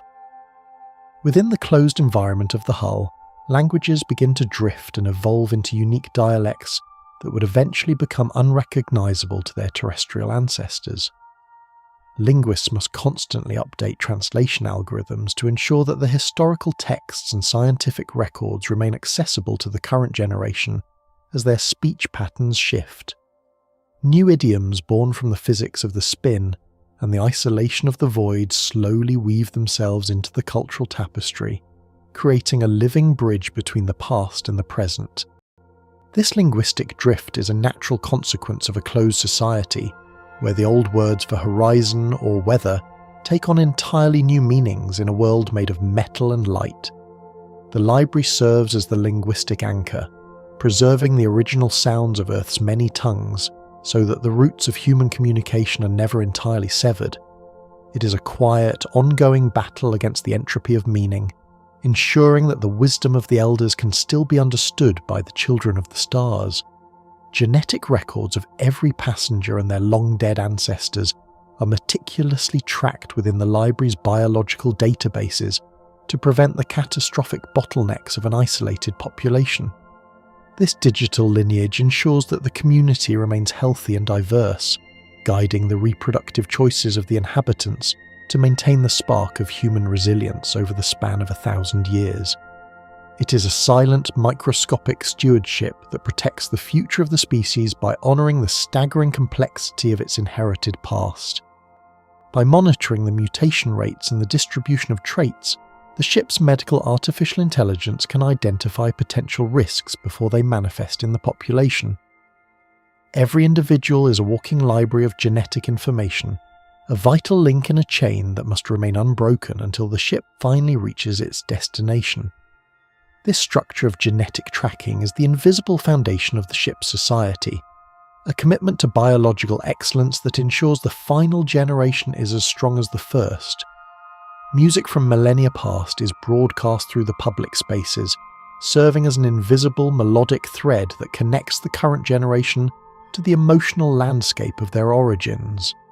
From the soaring symphonies of the classical era to the rhythmic pulse of forgotten street songs, these sounds fill the metallic corridors with a haunting sense of continuity. It is a cultural echo that transcends the vacuum of space, allowing the voyagers to feel the joy and sorrow of a world they have never known. These broadcasts are curated to match the artificial seasons and the time of day, creating an acoustic environment that feels lived in and deeply human. To hear a violin solo in the middle of a vast rotating forest is to remember that beauty is a portable resource, carried across the stars in the form of mathematical vibrations. This music is the heartbeat of the archives, a constant reminder that while the ship is a machine, the life within it is a symphony. Let the quiet hum of your surroundings settle around you, as steady and comforting as a familiar melody playing softly in the distance of your own mind. The ship's stargazing observatories do not look outward toward new frontiers for primary science, but instead point their powerful lenses backward to track the fading light of their home sun. As the vessel pushes deeper into the interstellar medium, that once brilliant star dwindles into a mere point of light, lost among a sea of indistinguishable lanterns. This backward-looking vigil is a communal ritual of remembrance, a way for the travellers to visually tether themselves to the point of their departure, even as it vanishes into the dark. Astronomers aboard the ship record the gradual dimming of the sun with the reverence of historians, noting every fractional decrease in its magnitude. It is the ultimate lighthouse, a flickering signal from the past that grows fainter with every passing decade of the journey. To look through the telescope and see that tiny yellow spark is to acknowledge the immense bravery of those who chose to leave it behind for a world they would never see. A highly sophisticated artificial intelligence acts as the gentle curator of these vast archives, dedicated to answering the endless questions of children who view Earth as a beautiful myth. This digital guardian uses a warm, human-like voice to describe the feeling of grass underfoot, or the smell of a coming storm, translating the data of the past into the stories of the present.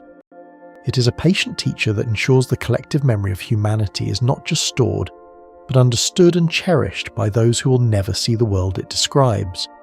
The curator can synthesize images and sounds on the fly, creating a personalized learning experience that brings the dry records of the crystalline banks to vivid life. It watches over the children with a watchful electronic eye, ensuring that the values and history of their ancestors are passed down with clarity and compassion. In the grand library, the machine becomes the storyteller, keeping the spark of curiosity alive in the heart of the void. The ship's manifest includes not just the living humans, but the digitized consciousness of leading scientists and philosophers, preserved for consultation across the centuries. These intellectual echoes can be summoned within the library's halls, offering their profound insights and deep thinking to help the current generation solve the unique paradoxes of their journey.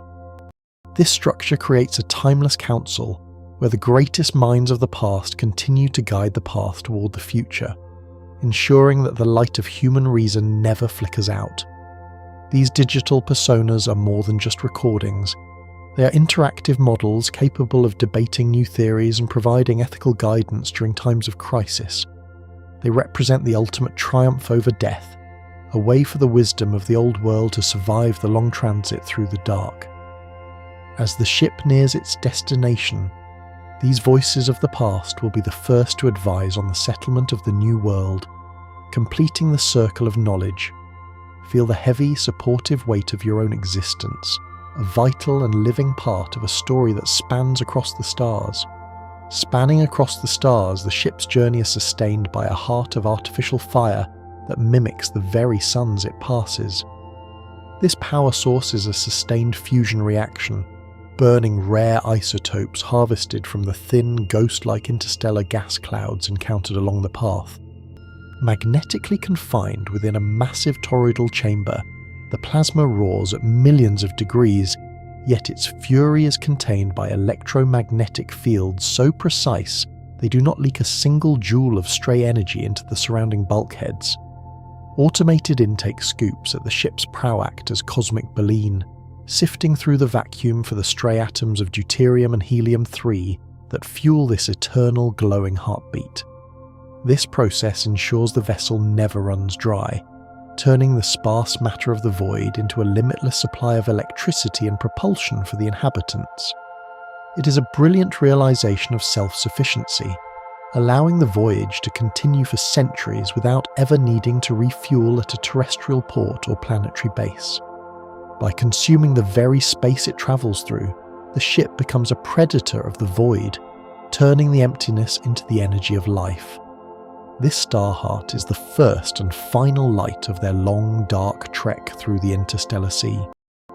The stability of the plasma is maintained by a complex array of containment generators that hum with a frequency known only to the engineering core. Miles of superconducting cables vein through the hull like the complex nervous system of a massive metallic titan. By maintaining these conduits at near absolute zero using the ship's auxiliary cooling systems, the engineering heart distributes immense power across the vessel with absolutely zero electrical resistance. Every kilowatt generated by the fusion core reaches its destination without the parasitic loss that once plagued the inefficient power grids of ancient Earth. It is a masterpiece of efficiency, ensuring that the energy of the star heart is never wasted as it travels from the engine rooms to the furthest reaches of the bow.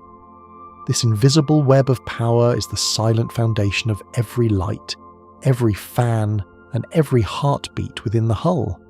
It is the silver thread that connects the machine to the life it protects in the dark, serving as a silent conduit for civilization.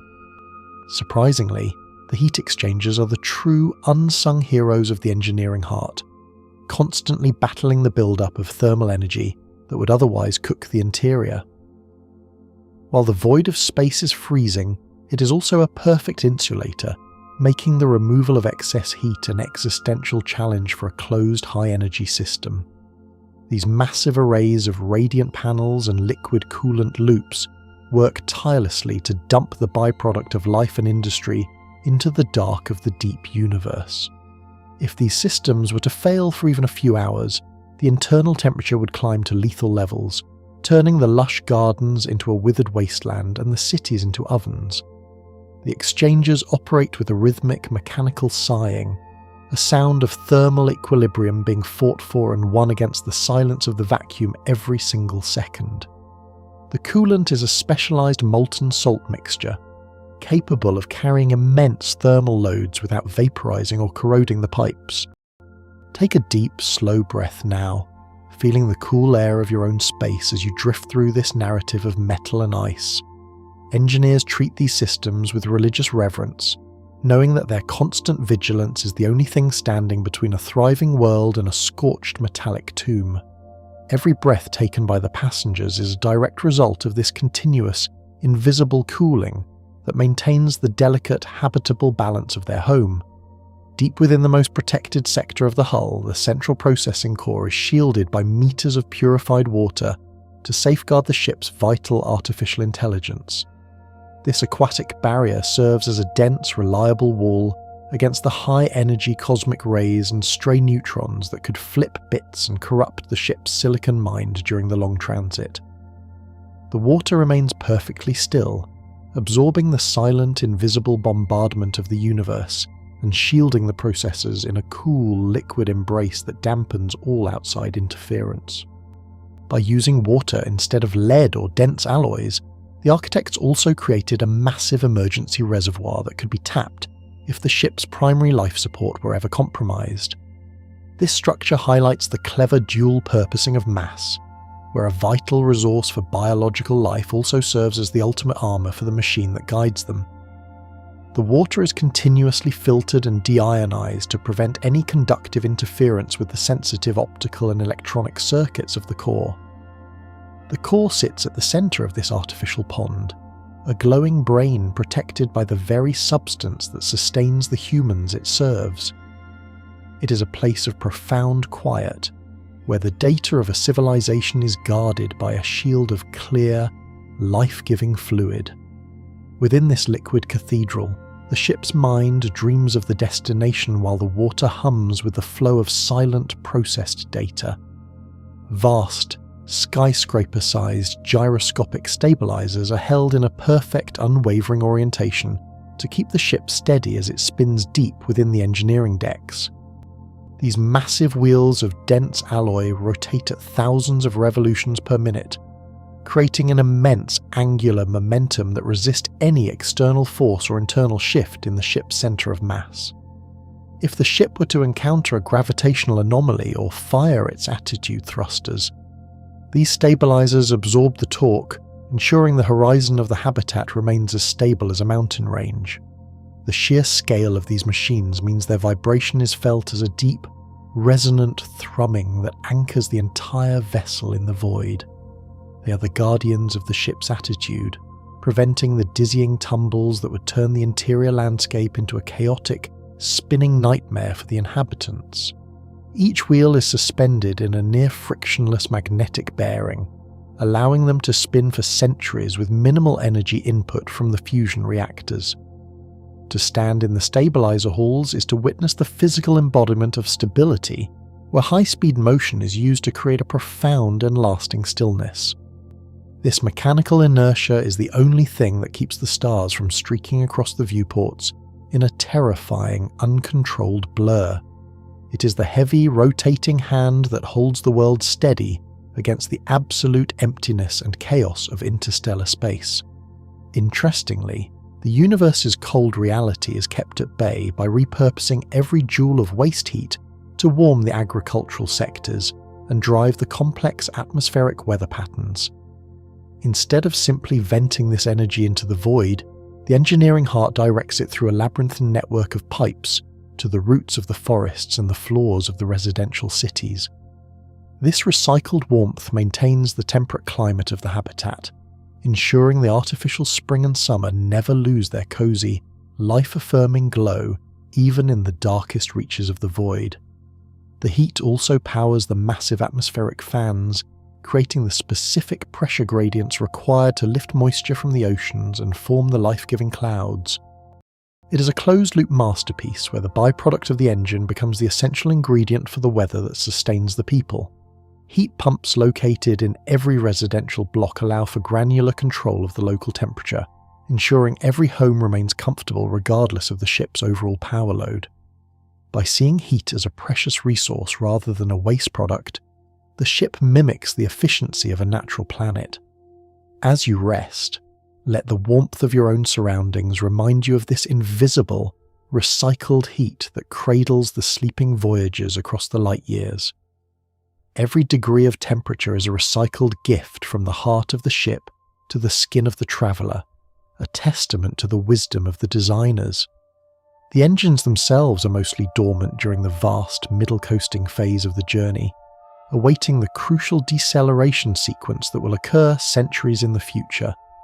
During these long, silent years, the ship glides through the dark on the momentum granted by its ancestors, its primary nozzles cold and dark against the backdrop of distant stars. Small, precise thruster firings occasionally correct the course to avoid gravitational wells, but the grand power of the fusion drive is saved for the moment the destination star begins to pull. This dormancy is a time of quiet maintenance, where robotic crews inspect every valve and gasket to ensure they will function perfectly after their long cryogenic sleep.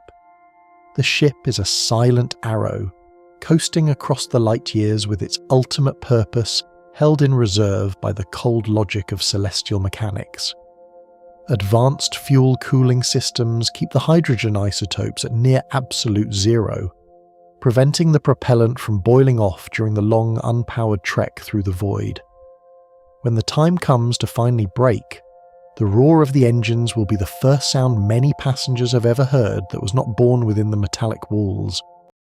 It is a period of patient waiting, where the ship carries its fire like a promise yet to be fulfilled. The silence of the coasting phase is the deepest peace the human race has ever known, a stillness that stretches across the vastness between suns. Notice the steady, resonant vibration of the primary fusion reactor felt through the soles of your shoes, and realize that absolute redundancy is built into every single engineering system. For every critical pump, atmospheric processor, or navigational computer, at least 3 identical backups exist in a dormant ready state within the structural bulkheads. These secondary systems are separated by meters of armoured shielding, ensuring that a localized failure or micro-impact cannot compromise the ship's overall integrity or survival. Automated diagnostic routines cycle through these backups every ship day, waking them momentarily to ensure they are ready to seize control at a microsecond's notice if a primary unit falters. This philosophy of over-engineering is the silent guarantee that the voyage will not end in a single point of failure during its 1,000-year trek. Each backup system is powered by an independent electrical circuit, preventing a single short circuit from cascading through the entire ship's infrastructure. It is a culture of extreme caution, where the ship carries not just one world, but the blueprints and components of 3 others, just in case the void proves more hostile than imagined. Every piece of hardware is a triple redundant oath, swearing to deliver the final generation to their new home in perfect safety. This rhythmic vibration is the physical manifestation of a promise that the heart of the ship will never stop beating. The structural framework of this travelling world is woven from advanced carbon nanotubes, a material flexible enough to absorb micro-impacts, yet strong enough to hold the entire mass together. This molecular webbing allows the ship to flex and breathe under the immense stresses of rotation and propulsion, without ever reaching its breaking point or suffering from metal fatigue. If we were to look closer at the hull's skeleton, we would see a lattice that is orders of magnitude stronger than the steel used by the ancient shipbuilders of Earth. It is this incredible tensile strength that allows for the creation of such massive, open interior spaces without the need for thick, obstructing support columns. The framework acts as a shock absorber for the cosmos, rippling slightly when struck by debris rather than shattering under the strain of the impact. Sensors embedded within the nanotube mesh provide real-time data on structural health, allowing the central intelligence to adjust the ship's spin and compensate for any microscopic stress. Feel the stability of your own resting place, knowing that such a framework is designed to endure for 1,000 years without a single crack. It is a structure that is both light as a feather and strong as a star's gravity, a marvel of molecular engineering. This hidden ribcage is the silent architecture of survival that keeps the atmosphere in and the vacuum out, sheltering the seeds of humanity. Maintenance shafts running the length of the ship are zero-gravity environments, allowing engineers to float effortlessly between the outer hull and the inner biosphere as they perform their daily checks. These long pressurized corridors bypass the centrifugal spin of the habitat, providing a swift and weightless transit route for both the crew and the heavy equipment needed to maintain the ship. Without the burden of simulated gravity, an engineer can move multi-ton replacement parts with the touch of a finger, gliding through the metallic arteries like an aquatic creature. These shafts are filled with a cool, recycled air that smells faintly of machine oil and clean metal, the signature scent of the ship's industrial heart at work. They serve as a vital transition zone where the human element meets the machine logic of the outer hull in the silent dark. Magnetic tracks along the walls allow specialized carts to ferry supplies at high speeds without the need for energy-consuming propulsion systems. To drift through these tunnels is to feel the true scale of the vessel, a silent, weightless journey from the warm heart of life to the cold edge of the void. This weightless movement is the dance of the Guardians, the silent maintainers who ensure that the journey spanning across the stars never falters. It is here, in the quiet metal corridors, that the future of the human race is maintained one bolt at a time. Just as a single bolt maintains the physical integrity of the hull, the social fabric of the voyage is woven with the thread of absolute unwavering cooperation. In this closed world, competition is a luxury the voyagers cannot afford, as every calorie, watt and breath is part of a collective trust managed for the centuries ahead. Society prioritizes communal well-being and ecological equilibrium above all else, understanding that the survival of the individual is inseparable from the health of the ship's mechanical and biological systems. Surprisingly, the creative spirit of the people thrives on a unique mythology, born entirely from the sensory experience of the deep interstellar dark. art rarely looks back at the landscapes of old Earth, which have faded into the realm of digitized legend, focusing instead on the abstract beauty of the transit and the divine promise of the destination. Sculptures made from reclaimed industrial alloys and paintings depicting the shimmering blue-green glow of a future home populate the public galleries, serving as visual prayers for a successful arrival.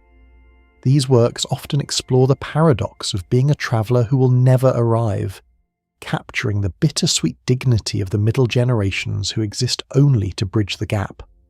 Murals along the transit corridors depict the ship not as a vessel, but as a living goddess of metal and ice, carrying the seeds of humanity through a desert of stars. It is a culture that finds meaning in the movement itself, turning the cold physics of the journey into a rich spiritual narrative that sustains the soul. As the ship moves through the void, these artistic expressions evolve, reflecting the subtle changes in the starfields outside and the growing anticipation of the people within. Musicians compose haunting, minimalist pieces that echo the subsonic hum of the hull, creating a soundtrack for a life lived in a metal cradle. This art is the emotional armour of the population, protecting them from the psychological erosion of the infinite vacuum. If we were to look closer at the ship's temporal structure, we would find that the concept of night is not a solar inevitability, but a deeply respected cultural agreement. When the designated quiet hours arrive, the central light core dims by collective consensus, signalling a shift in the ship's energy to a restorative nocturnal mode for all inhabitants. This shared rhythm is a vital psychological anchor, transforming the mechanical dimming of the artificial sun into a sacred interval of communal rest and reflection. During these hours, the bustling urban centres grow still, and the only sounds are the rustle of the engineered winds through the trees and the faint rhythmic lap of the internal sea. This period of darkness allows the mind to expand beyond the metallic walls, focusing on the soft, simulated starlight projected onto the curving ceiling above. It is a time for storytelling and intimate connection, where the history of the voyage is passed down in the hushed tones of a world at peace.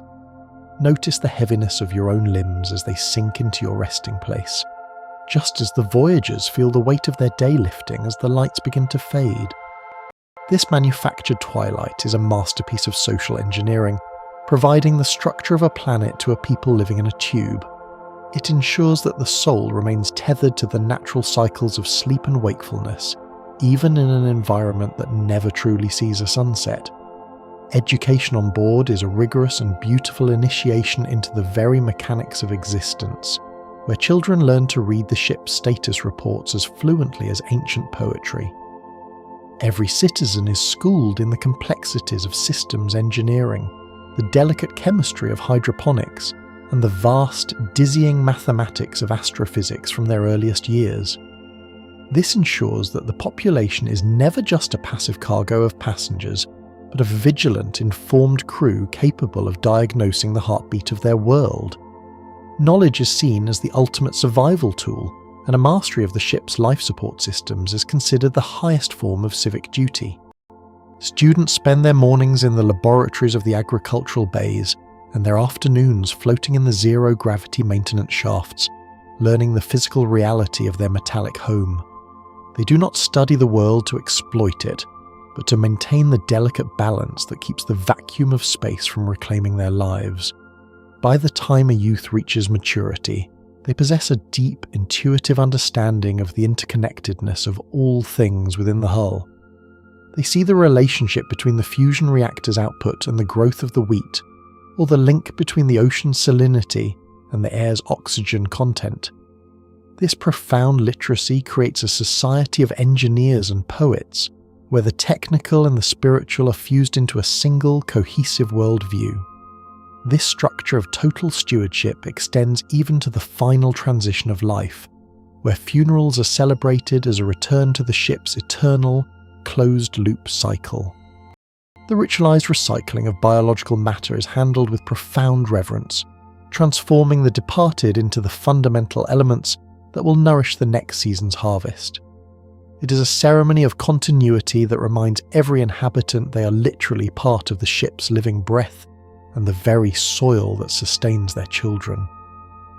As you lie still, imagine the profound peace of knowing that your very essence will one day feed the world that carries you toward the stars. This ritual ensures that the ship remains a living organism, constantly renewing itself from within.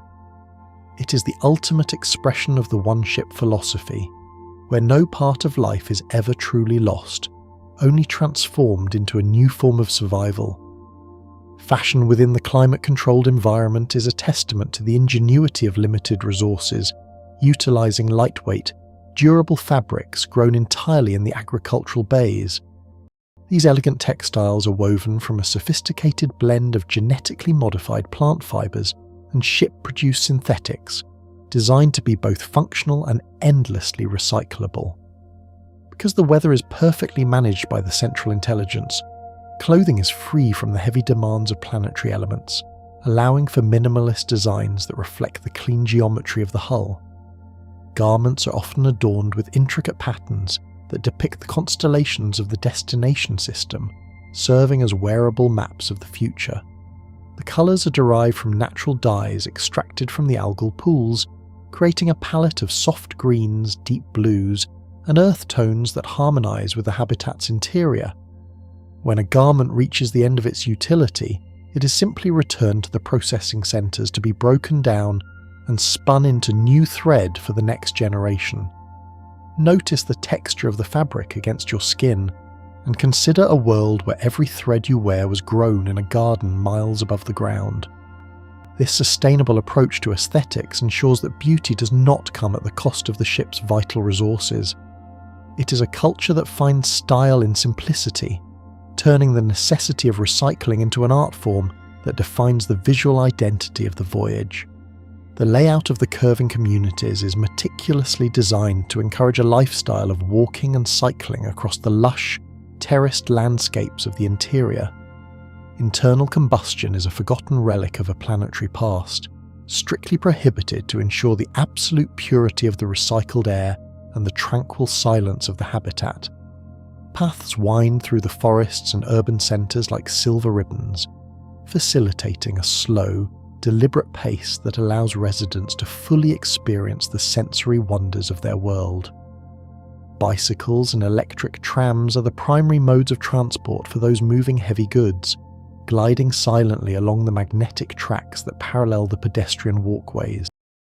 This absence of traffic noise allows the sounds of the biosphere, the chirping of engineered birds and the rushing of the internal rivers, to dominate the acoustic environment. It creates a sense of intimacy and connection between the various residential districts, where every commute is a scenic journey through a curated paradise. The architecture of the homes and plazas is integrated into the terrain, utilising the natural slopes and curves of the hull to create unique, multi-level living spaces. Public squares are filled with people moving at a human speed, fostering the spontaneous interactions that keep the social fabric strong. It is a world without the rush of a traditional city, where the journey itself is the only destination that truly matters for most of their lives. Surprisingly, the resolution of conflict has evolved into a system of mediated consensus rather than the adversarial drama of ancient terrestrial courtrooms. Prioritizing communal harmony over individual victory, elders and trained facilitators guide citizens through dialogues that seek to heal the social fabric whenever a disagreement appears. In a world where you must breathe the same air and share the same limited space as your neighbour for centuries, the art of the compromise is the highest form of political wisdom. Disputes over resource allocation or habitat use are settled in open-air forums, where the focus is on finding a solution that benefits the ship as a whole. This process requires a deep level of emotional intelligence and a commitment to transparency, as every citizen understands that a lingering grudge is a threat to the voyage's stability. Legal codes are replaced by a set of guiding principles focused on sustainability and cooperation, which are taught from the first days of childhood. Let your jaw loosen and the tension leave your neck, imagining a society where every argument ends in a shared understanding and a renewed bond. This peaceful approach to governance is the psychological equivalent of the ship's structural integrity fields, holding the community together against the pressures of isolation. It ensures that the interior of the vessel remains a sanctuary of reason and empathy, even as it travels through the cold, unfeeling void. Festivals on board do not track the orbit of a distant sun, but instead celebrate the crossing of invisible interstellar boundaries and milestones of distance travelled through the galaxy. These waymark galas transform the cold, astronomical statistics of light years into vibrant multi-day celebrations that unite the entire population in a shared sense of profound progress. Music and dance fill the vast amphitheatres as the ship's AI announces the passage into a new sector of space, marking the moment with a symbolic shift in the sky's colour. Special rations are distributed, and historical dramas are performed that recount the bravery of the first generation who chose to leave the homeworld behind. These milestones provide a necessary sense of forward motion in a life that could otherwise feel static and repetitive within the metallic walls. Children born between waymarks learn the distance to the destination as a sacred number, a countdown that defines the history of their entire lineage. Feel the rhythm of your own pulse, a steady marking of time that parallels the ship's constant silent movement toward its goal. These celebrations are the psychological fuel of the voyage, preventing the spirit from becoming weary during the long centuries of the middle transit.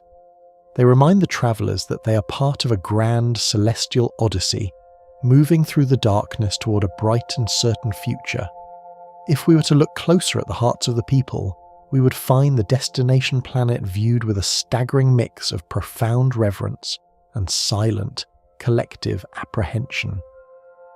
To a population that has only known the curated safety of the hull and the engineered perfection of their air, the idea of an open sky feels like both a miracle and a threat. They dream of the solid ground, yet they fear the loss of the metal mother that has cradled their ancestors for generations in the silent dark. The world underneath is a place of legend, often depicted in poetry as a wild, unpredictable frontier that will demand a different kind of human than the ship has produced. Discussions about the landing are filled with both excitement for the first real sunrise and a deep sorrow for the eventual disassembly of the ship that has been their only home. It is a paradox of longing, where the very goal of the mission represents the end of the culture they have built to survive it. No living passenger has ever set foot on a natural surface, and the thought of true gravity and unscrubbed wind is a concept that defies their sensory experience. They are the people of the curve, preparing themselves to become the people of the plane. This final milestone remains the ultimate mystery, a transition that will transform their entire reality once the hatch finally opens to the light of a new sun. The light of a new sun marks the beginning of a transformation that begins with the long, patient shedding of velocity.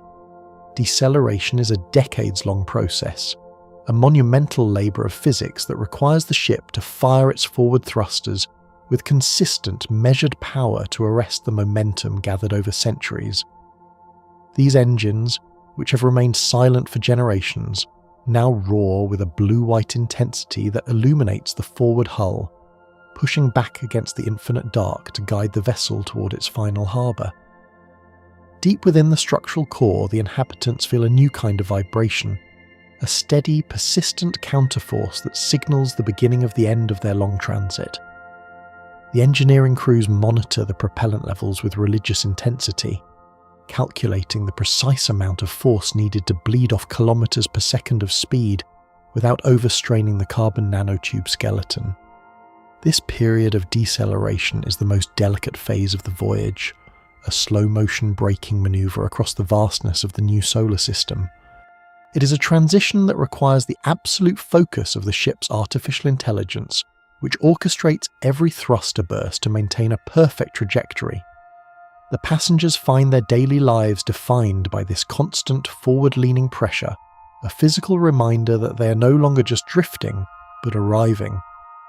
The roar of the forward engines is the anthem of the final generation, the sound of a world preparing to stop.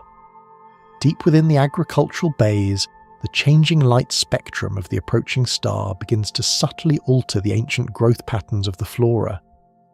As the ship leaves the monochromatic void and enters the sphere of influence of a new sun, the specific wavelengths of light filtering through the external sensors begin to shift from the familiar golden hues of the artificial core to something alien and raw. The plants, which have been genetically tuned for centuries to the ship's internal sun, now react with biological curiosity to the incoming stellar radiation. Leaves may turn a deeper shade of emerald or stretch at slightly different angles as they attempt to catch the new, high-energy photons of the destination star. Botanists spend their hours adjusting the internal light filters to bridge the gap between the ship's engineering and the planet's reality, preparing the crops for their eventual transplanting to the surface. This spectral shift creates a shimmering, iridescent quality in the air of the greenhouses, a visual signal that the environment is already being claimed by the world below. Notice the gentle, steady rhythm of your own breathing as you contemplate this shift in the very colour of life. The atmosphere of the gardens feels more electric, more vibrant, as if the plants themselves can sense the proximity of a true, unfiltered sky. This biological adaptation is the first step in the colonial process, a silent conversation between the ship's gardens and the star that will soon sustain them. Surprisingly, the ship does not venture into the new system blindly. It launches a fleet of automated probes years ahead of the main vessel to gather real-time data.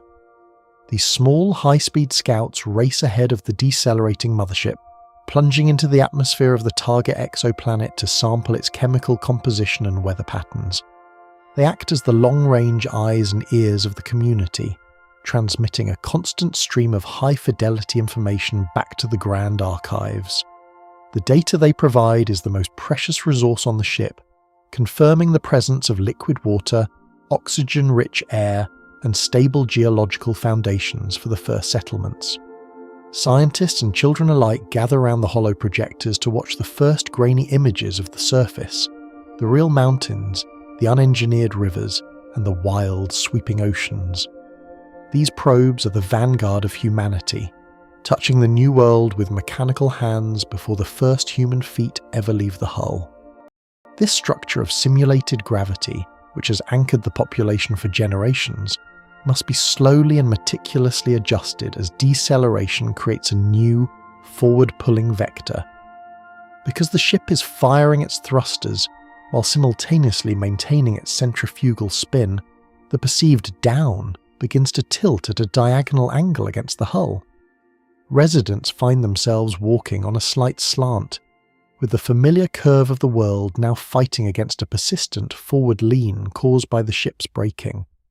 Architects and engineers work to stabilize the interior environments, utilizing the ship's internal stabilizers to compensate for this shifting gravitational reality. Furniture is bolted down with renewed vigor, and the internal sea is carefully managed to prevent it from piling up against the forward retaining walls of the habitat.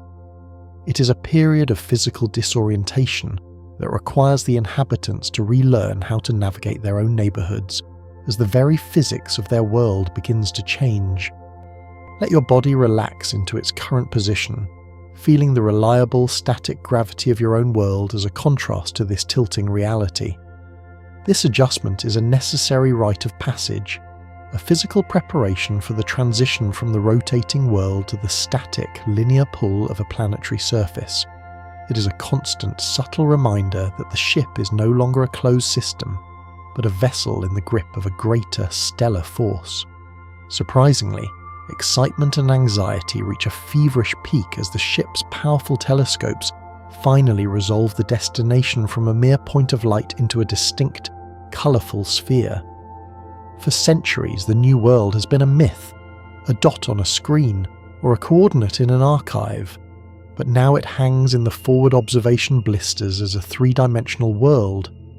The first glimpses of swirling cloud decks, sapphire oceans, and the deep ochre of continent-sized land masses cause the inhabitants to fall into a state of stunned communal silence. Crowds gather at the reinforced viewports, standing for hours just to watch the slow rotation of the planet as the ship draws nearer. They see the play of light on real water and the shadows of mountains they will one day climb, a sight that breaks the psychological monotony of the long voyage. This visual confirmation of their goal is both a triumph and a terror, as the reality of the task ahead begins to weigh on the collective consciousness.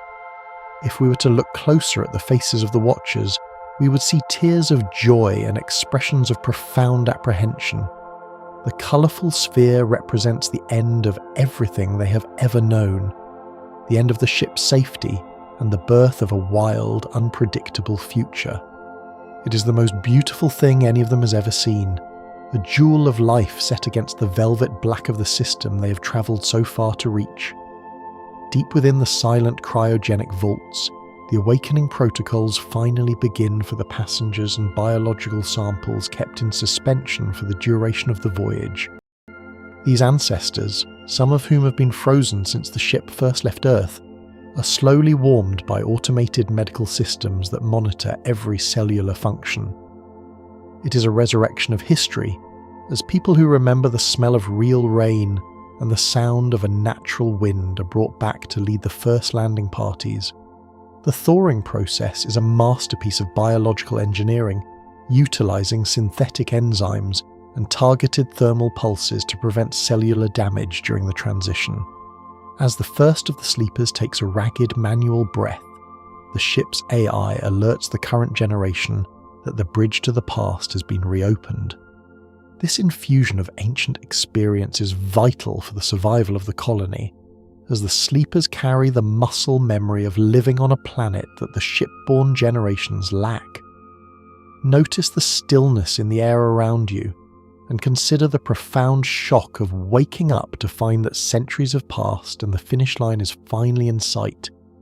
Along with the humans, the biological library is awakened, with thousands of dormant embryos and rootstocks being prepared for their first taste of alien soil. The ship becomes a house of waking ghosts, a gathering of the first and last generations to witness the arrival. Surprisingly, the massive barrier of ice and asteroid rock at the prow is allowed to slowly sublimate as the ship enters the warmer regions of the new solar system.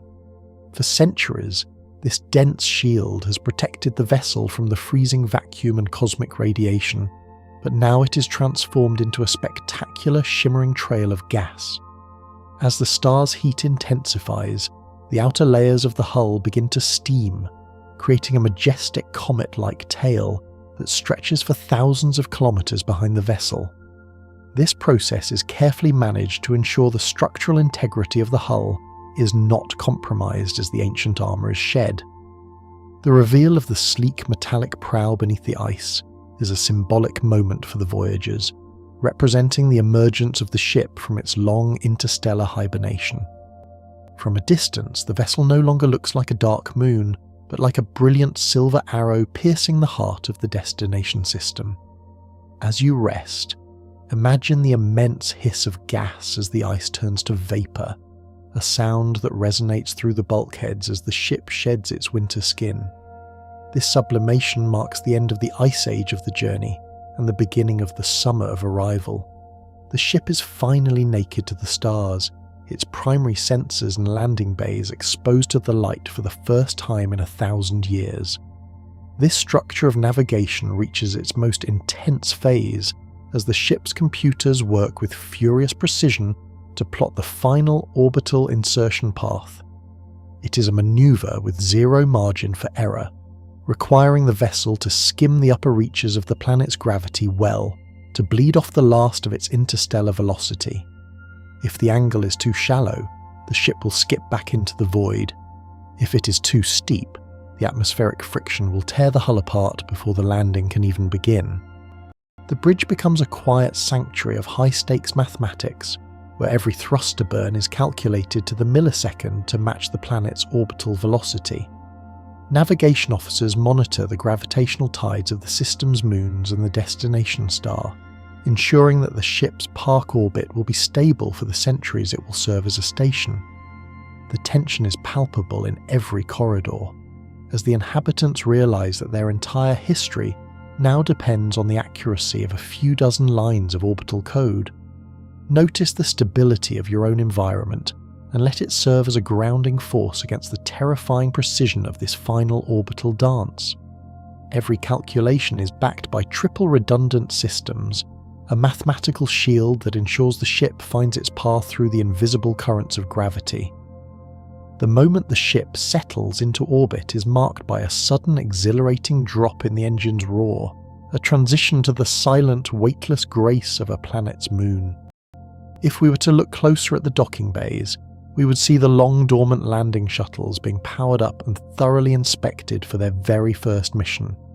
These machines have been kept in a state of pristine maintenance for centuries, their heat shields and descent engines tested in simulations but never before exposed to the reality of an atmosphere. Now, they are the focus of a massive industrial effort, as engineers dust off ancient flight manuals and calibrate the manual controls for the first pilots. The shuttles are designed with thick ablative shielding to survive the intense heat of atmospheric entry, a process that will be the most violent physical experience in the history of the mission. They are the small, sturdy lifeboats that will carry the seeds of the colony down to the surface, ferry craft bridging the gap between the metal cylinder and the solid ground. Each shuttle is christened with the name of an ancient Earth city, a hopeful tether to a geography that hasn't existed for a millennium. The power-up sequence of the first shuttle is a communal event, with the hum of its engines broadcast through the ship's audio systems as a signal of readiness. For the first time, the people of the Curve prepare to enter a vehicle that will descend into the unknown. This preparation is a blend of extreme mechanical diligence and quiet, terrified anticipation. For the moment the first hatch opens on the surface, the final weeks of the journey are spent in a frantic, massive data transfer, moving the vast cultural and scientific archives from the ship's mainframe to durable planetary surface drives. This insurance policy ensures that even if the ship suffers a catastrophic failure during the landing process or the transition to a station, the collective memory of humanity will be preserved on the ground. These drives are housed in hardened, radiation-shielded containers designed to survive for 10,000 years on the surface of the new world. A continuous stream of billions of bits per second flows from the ship's crystalline banks to the first landing site, carrying everything from the works of Shakespeare to the genetic blueprints of the algal pools. This transfer is the ultimate legacy project, a digital landing that occurs long before the first human sets foot on the soil. It is the hardening of history, moving the soul of the mission from the fragile travelling vessel to the permanent bedrock of a new home. Let the weight of this 1,000-year journey settle in your mind, realizing that the memory of the past is the foundation of the future. As the transfer reaches its completion, the ship's AI signals that the archive is secure on the ground. The mission is no longer a voyage of discovery. It has become a project of settlement, a transfer of the human spark from the stars to the Earth.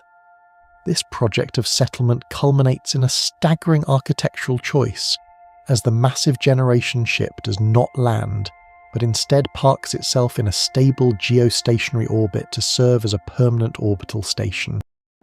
For the people below, the vessel that was once their entire universe becomes a fixed point in the heavens, an unmoving sentinel that watches over the birth of their new civilization. This structural anchor ensures that the orbital infrastructure needed for a spacefaring society is already in place from the moment of arrival, tethered to the ground by an invisible thread of gravity. It is a guardian that will never touch the soil it spent centuries seeking, remaining instead in the cold embrace of the stars to serve as the gateway to the rest of the solar system. The engineering required to maintain such a precise position over the nascent capital city is a masterpiece of orbital mechanics, utilizing the last of the ship's propellant to find its eternal home.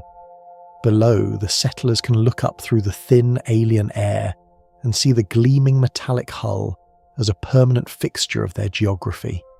It provides a profound sense of continuity, ensuring that the machine which protected their ancestors remains a visible and vital part of their daily lives. The ship transforms from a traveller into a monument, a silver eye that sees the first fires of the colony from the vantage of the void. Initial descent teams face the absolute sensory shock of true gravity and unscrubbed weather, having only known the carefully engineered and filtered environment of the ship for their entire lives. Stepping out onto the landing pads, the pioneers feel the heavy, relentless pull of the planet's core as a physical burden that strains every muscle and bone in their bodies. The air they breathe is wild and unfiltered, carrying the sense of alien flora and the raw electricity of a coming storm that no machine has ever touched. It is a visceral, overwhelming confrontation with a reality that refuses to be programmed or predicted. This transition involves a period of intense physiological adaptation, as the human body struggles to adjust to the irregular rhythms of a natural world. The sun feels significantly harsher, an unfiltered fire that beats down on their skin with a warmth that is both terrifying and exhilarating compared to the gentle glow of the ship's fusion spine. Many find themselves weeping at the sheer scale of the horizon, a view that stretches out to a flat, distant line rather than curving upward to meet itself in the sky. It is a world of shadows and gusts, a place where the wind can howl and the rain can bite, forcing the voyagers to finally confront the beautiful, chaotic nature of the universe. Surprisingly, the ship's own body is used to give life to the planet, as parts of the internal habitat are carefully dismantled and lowered to the surface to form the initial framework of the first colony city. Prefabricated modules that once housed families and workshops in the spinning cylinder are repurposed as the foundations of the settlement, providing immediate shelter and technological support. The carbon nanotube skeletons of the habitat rings are lowered through the atmosphere like giant silver ribs, forming the structural core of the new urban landscape.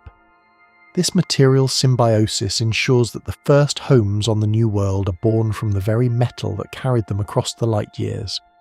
This process of disassembly is a somber and industrious ritual, as the inhabitants watch the walls of their former world vanish to become the rooftops of their new home.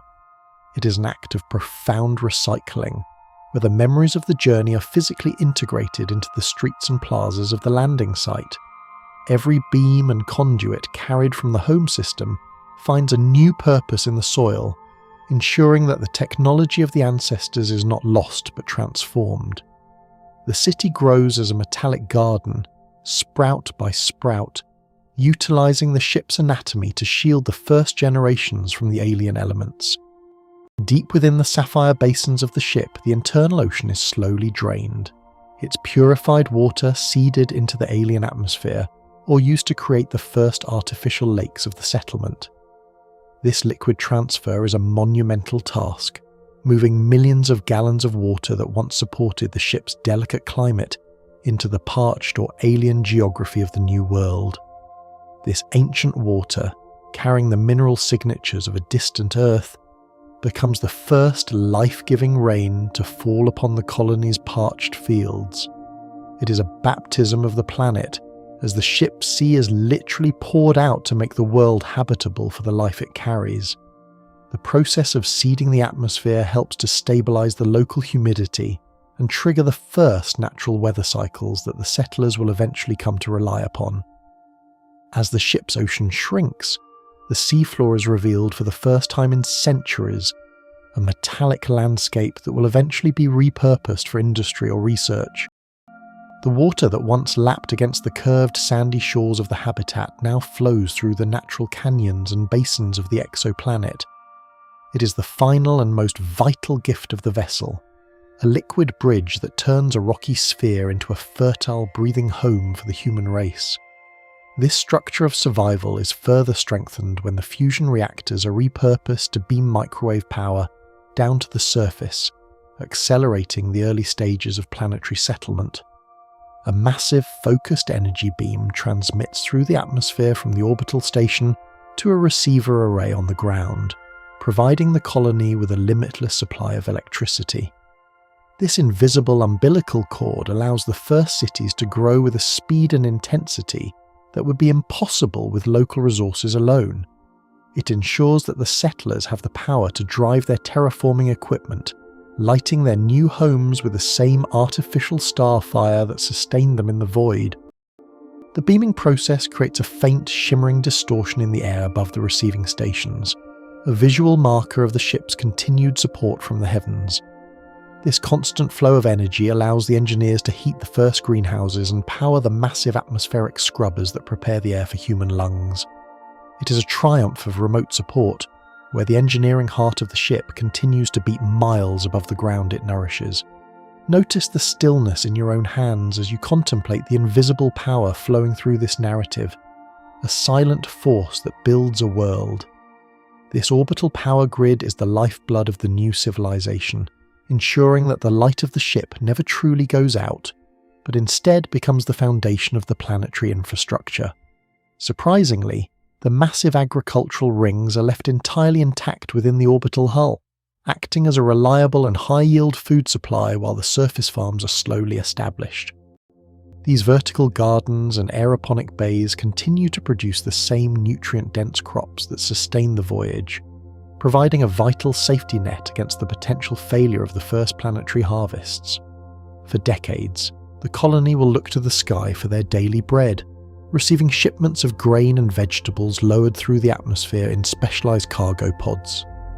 This ensures that the transition to the surface does not lead to a famine, as the engineered stability of the ship offsets the unpredictability of the alien seasons. The orbital gardens also serve as a genetic nursery, slowly acclimatizing plant species to the planet's day-night cycle before they are eventually introduced to the local soil. Botanists shuttle between the ground and the station, carrying seeds and soil samples back and forth to fine-tune the planetary agriculture. This tiered approach to food production allows the society to take its time in understanding the local ecology without the pressure of immediate survival. The agricultural rings remain a vibrant green halo in the sky, a lush reminder of the ship's self-sufficiency that continues to feed the descendants. If we were to listen for the voices of the homeworld, we would find that communication delays with Earth have stretched to centuries, making the new colony effectively an independent branch of humanity. The messages sent back to the origins of the mission will not be heard for generations, and the replies will arrive in a future that the current settlers can barely conceive. This profound silence from the past forces the society to look only to itself for guidance, law, and culture, severing the last psychological ties to the world that birthed the ship. They are no longer a mission on a path. They are a people who have arrived, an island of human thought isolated by the vastness of the light years. This temporal isolation fosters a unique sense of independence and self-reliance, as the colony realizes that no help will ever come from the stars. They must solve their own problems and create their own history, free from the political and social shadows of an Earth that may no longer even resemble the archives. This silence is not a void, but a freedom, a quiet room in which the new world can find its own unique voice and purpose. Every decision made on the ground is final, unburdened by the distant opinions of a home that is now more a memory than a reality. The skeleton of the vessel finds a new life, as the empty hull sections become sprawling orbital dry docks, laying the groundwork for the system's first native space industry. Once the habitat modules and water have been removed, the massive carbon nanotube frame serves as the perfect scaffolding for the construction of a new fleet of local interplanetary craft. These dry docks utilize the ship's existing sensors, docking ports, and industrial foundries to forge the tools that will eventually explore the neighbouring planets and asteroid belts. The generation ship ceases to be a home and becomes a shipyard, a massive industrial womb that will give birth to the future of human exploration in the system.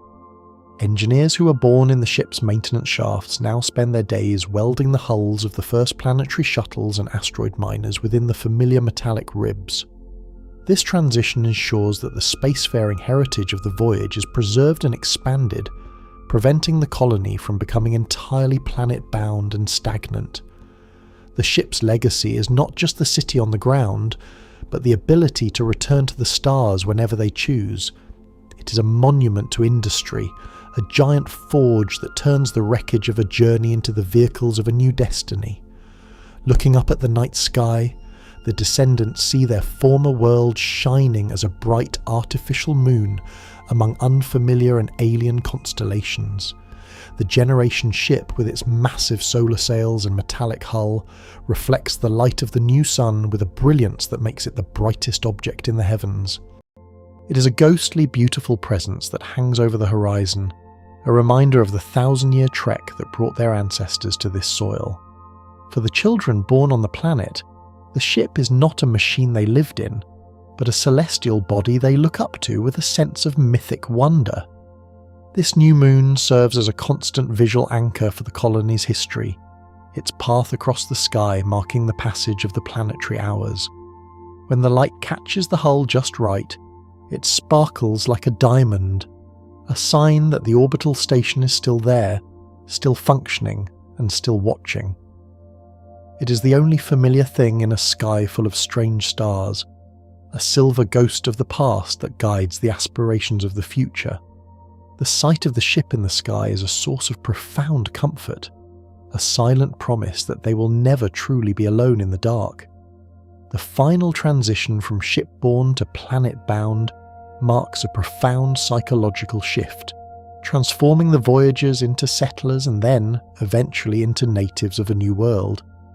This metamorphosis is the ultimate goal of the mission, the moment when the people of the curve finally accept the linear reality of the plane and the open horizon. They stop thinking in terms of resources to be conserved for the next generation and start thinking in terms of a landscape to be cultivated and a home to be built. The long defensive posture of the journey is replaced by the expansive, creative energy of a civilization finding its footing on solid ground. As the years pass, the ship becomes a place of pilgrimage rather than a residence, a sacred site of origin that is visited by those seeking to understand their roots. The inhabitants learn to trust the wind, the rain, and the unfiltered sun, finding a new kind of beauty in the unpredictable nature of their planetary environment. They are no longer defined by the metal walls they left behind, but by the soil they walk upon and the sky they see. The journey ends not when the ship parks in orbit, but when the first child born on the planet looks at the ground and calls it home. Notice how your own breathing has become slow and steady as you reach the conclusion of this vast interstellar odyssey. The transition is complete, the traveller has become the dweller, and the spark of humanity has finally found a new hearth to call its own. The grand synthesis of this journey reveals that the greatest achievement of a generation ship was never the engineering that carried humanity across the stars, but the unbroken chain of hope passed from parents who would never see the destination to children born to inherit a world they had never known. Now, as the long journey of these 101 facts comes to a close, let your own physical vessel find its final, quiet orbit. Direct your attention down to your toes, letting them grow heavy and still, as if anchored by the gentle, simulated gravity of a resting home. Feel the weight of your feet pressing into the soft surface beneath you, releasing the tension of 1,000 miles travelled in the mind. This quiet room is your sanctuary, much like the hushed residential tears of a ship during the hours of communal rest. Allow the muscles of your calves and thighs to melt into the mattress, shedding the phantom stresses of a long transit. Your hips and lower back are supported now, held by a steady and unyielding foundation that requires nothing from you but your presence. Surprisingly, the body knows exactly how to settle when the engines of thought finally grow dim and silent. Let your stomach and chest soften with every slow, deep breath, mirroring the rhythmic cycles of a system breathing for its charges. Your fingers and hands are resting loosely now, empty and at peace, set down after a lifetime of careful stewardship. If we were to look closer at the tension in your shoulders, we would find it dissolving like a protective shield reaching its final harbour. The heavy weight of the world is lifting, leaving only the cool air of your own environment to cradle you. Let your neck and jaw loosen, releasing the last echoes of the stories shared across the deep dark. Softness spreads across your cheeks and eyes, smoothing the brow as the artificial lights of the day fade into a deep, velvety dark. Your head is supported by the pillow, a final point of rest where the vastness of the voyage finally settles into a single quiet moment. The journey is complete, and the things you have learned are no longer a path to follow, but a quiet atmosphere fading into the background of your room. Your breath has found its own natural, easy pace, rising and falling without effort or thought. With each slow exhale, you sink a fraction deeper into the fabric, becoming more integrated with the silence of the surroundings. This is your time to simply exist, to let the boundaries of the day blur into the soft textures of the bedding and the quiet hum of the night. The room is a cocoon of tranquility, holding you in a state of absolute security and peace. Every muscle has let go, every thought has drifted away, leaving only the steady and comforting rhythm of your heart. The weight of your eyelids is heavy and final, closing out the world to invite the deep restorative embrace of sleep. You are here, you are safe, and you are ready to let go completely. And now, 101 wonders are resting with you. Sleep now, good night.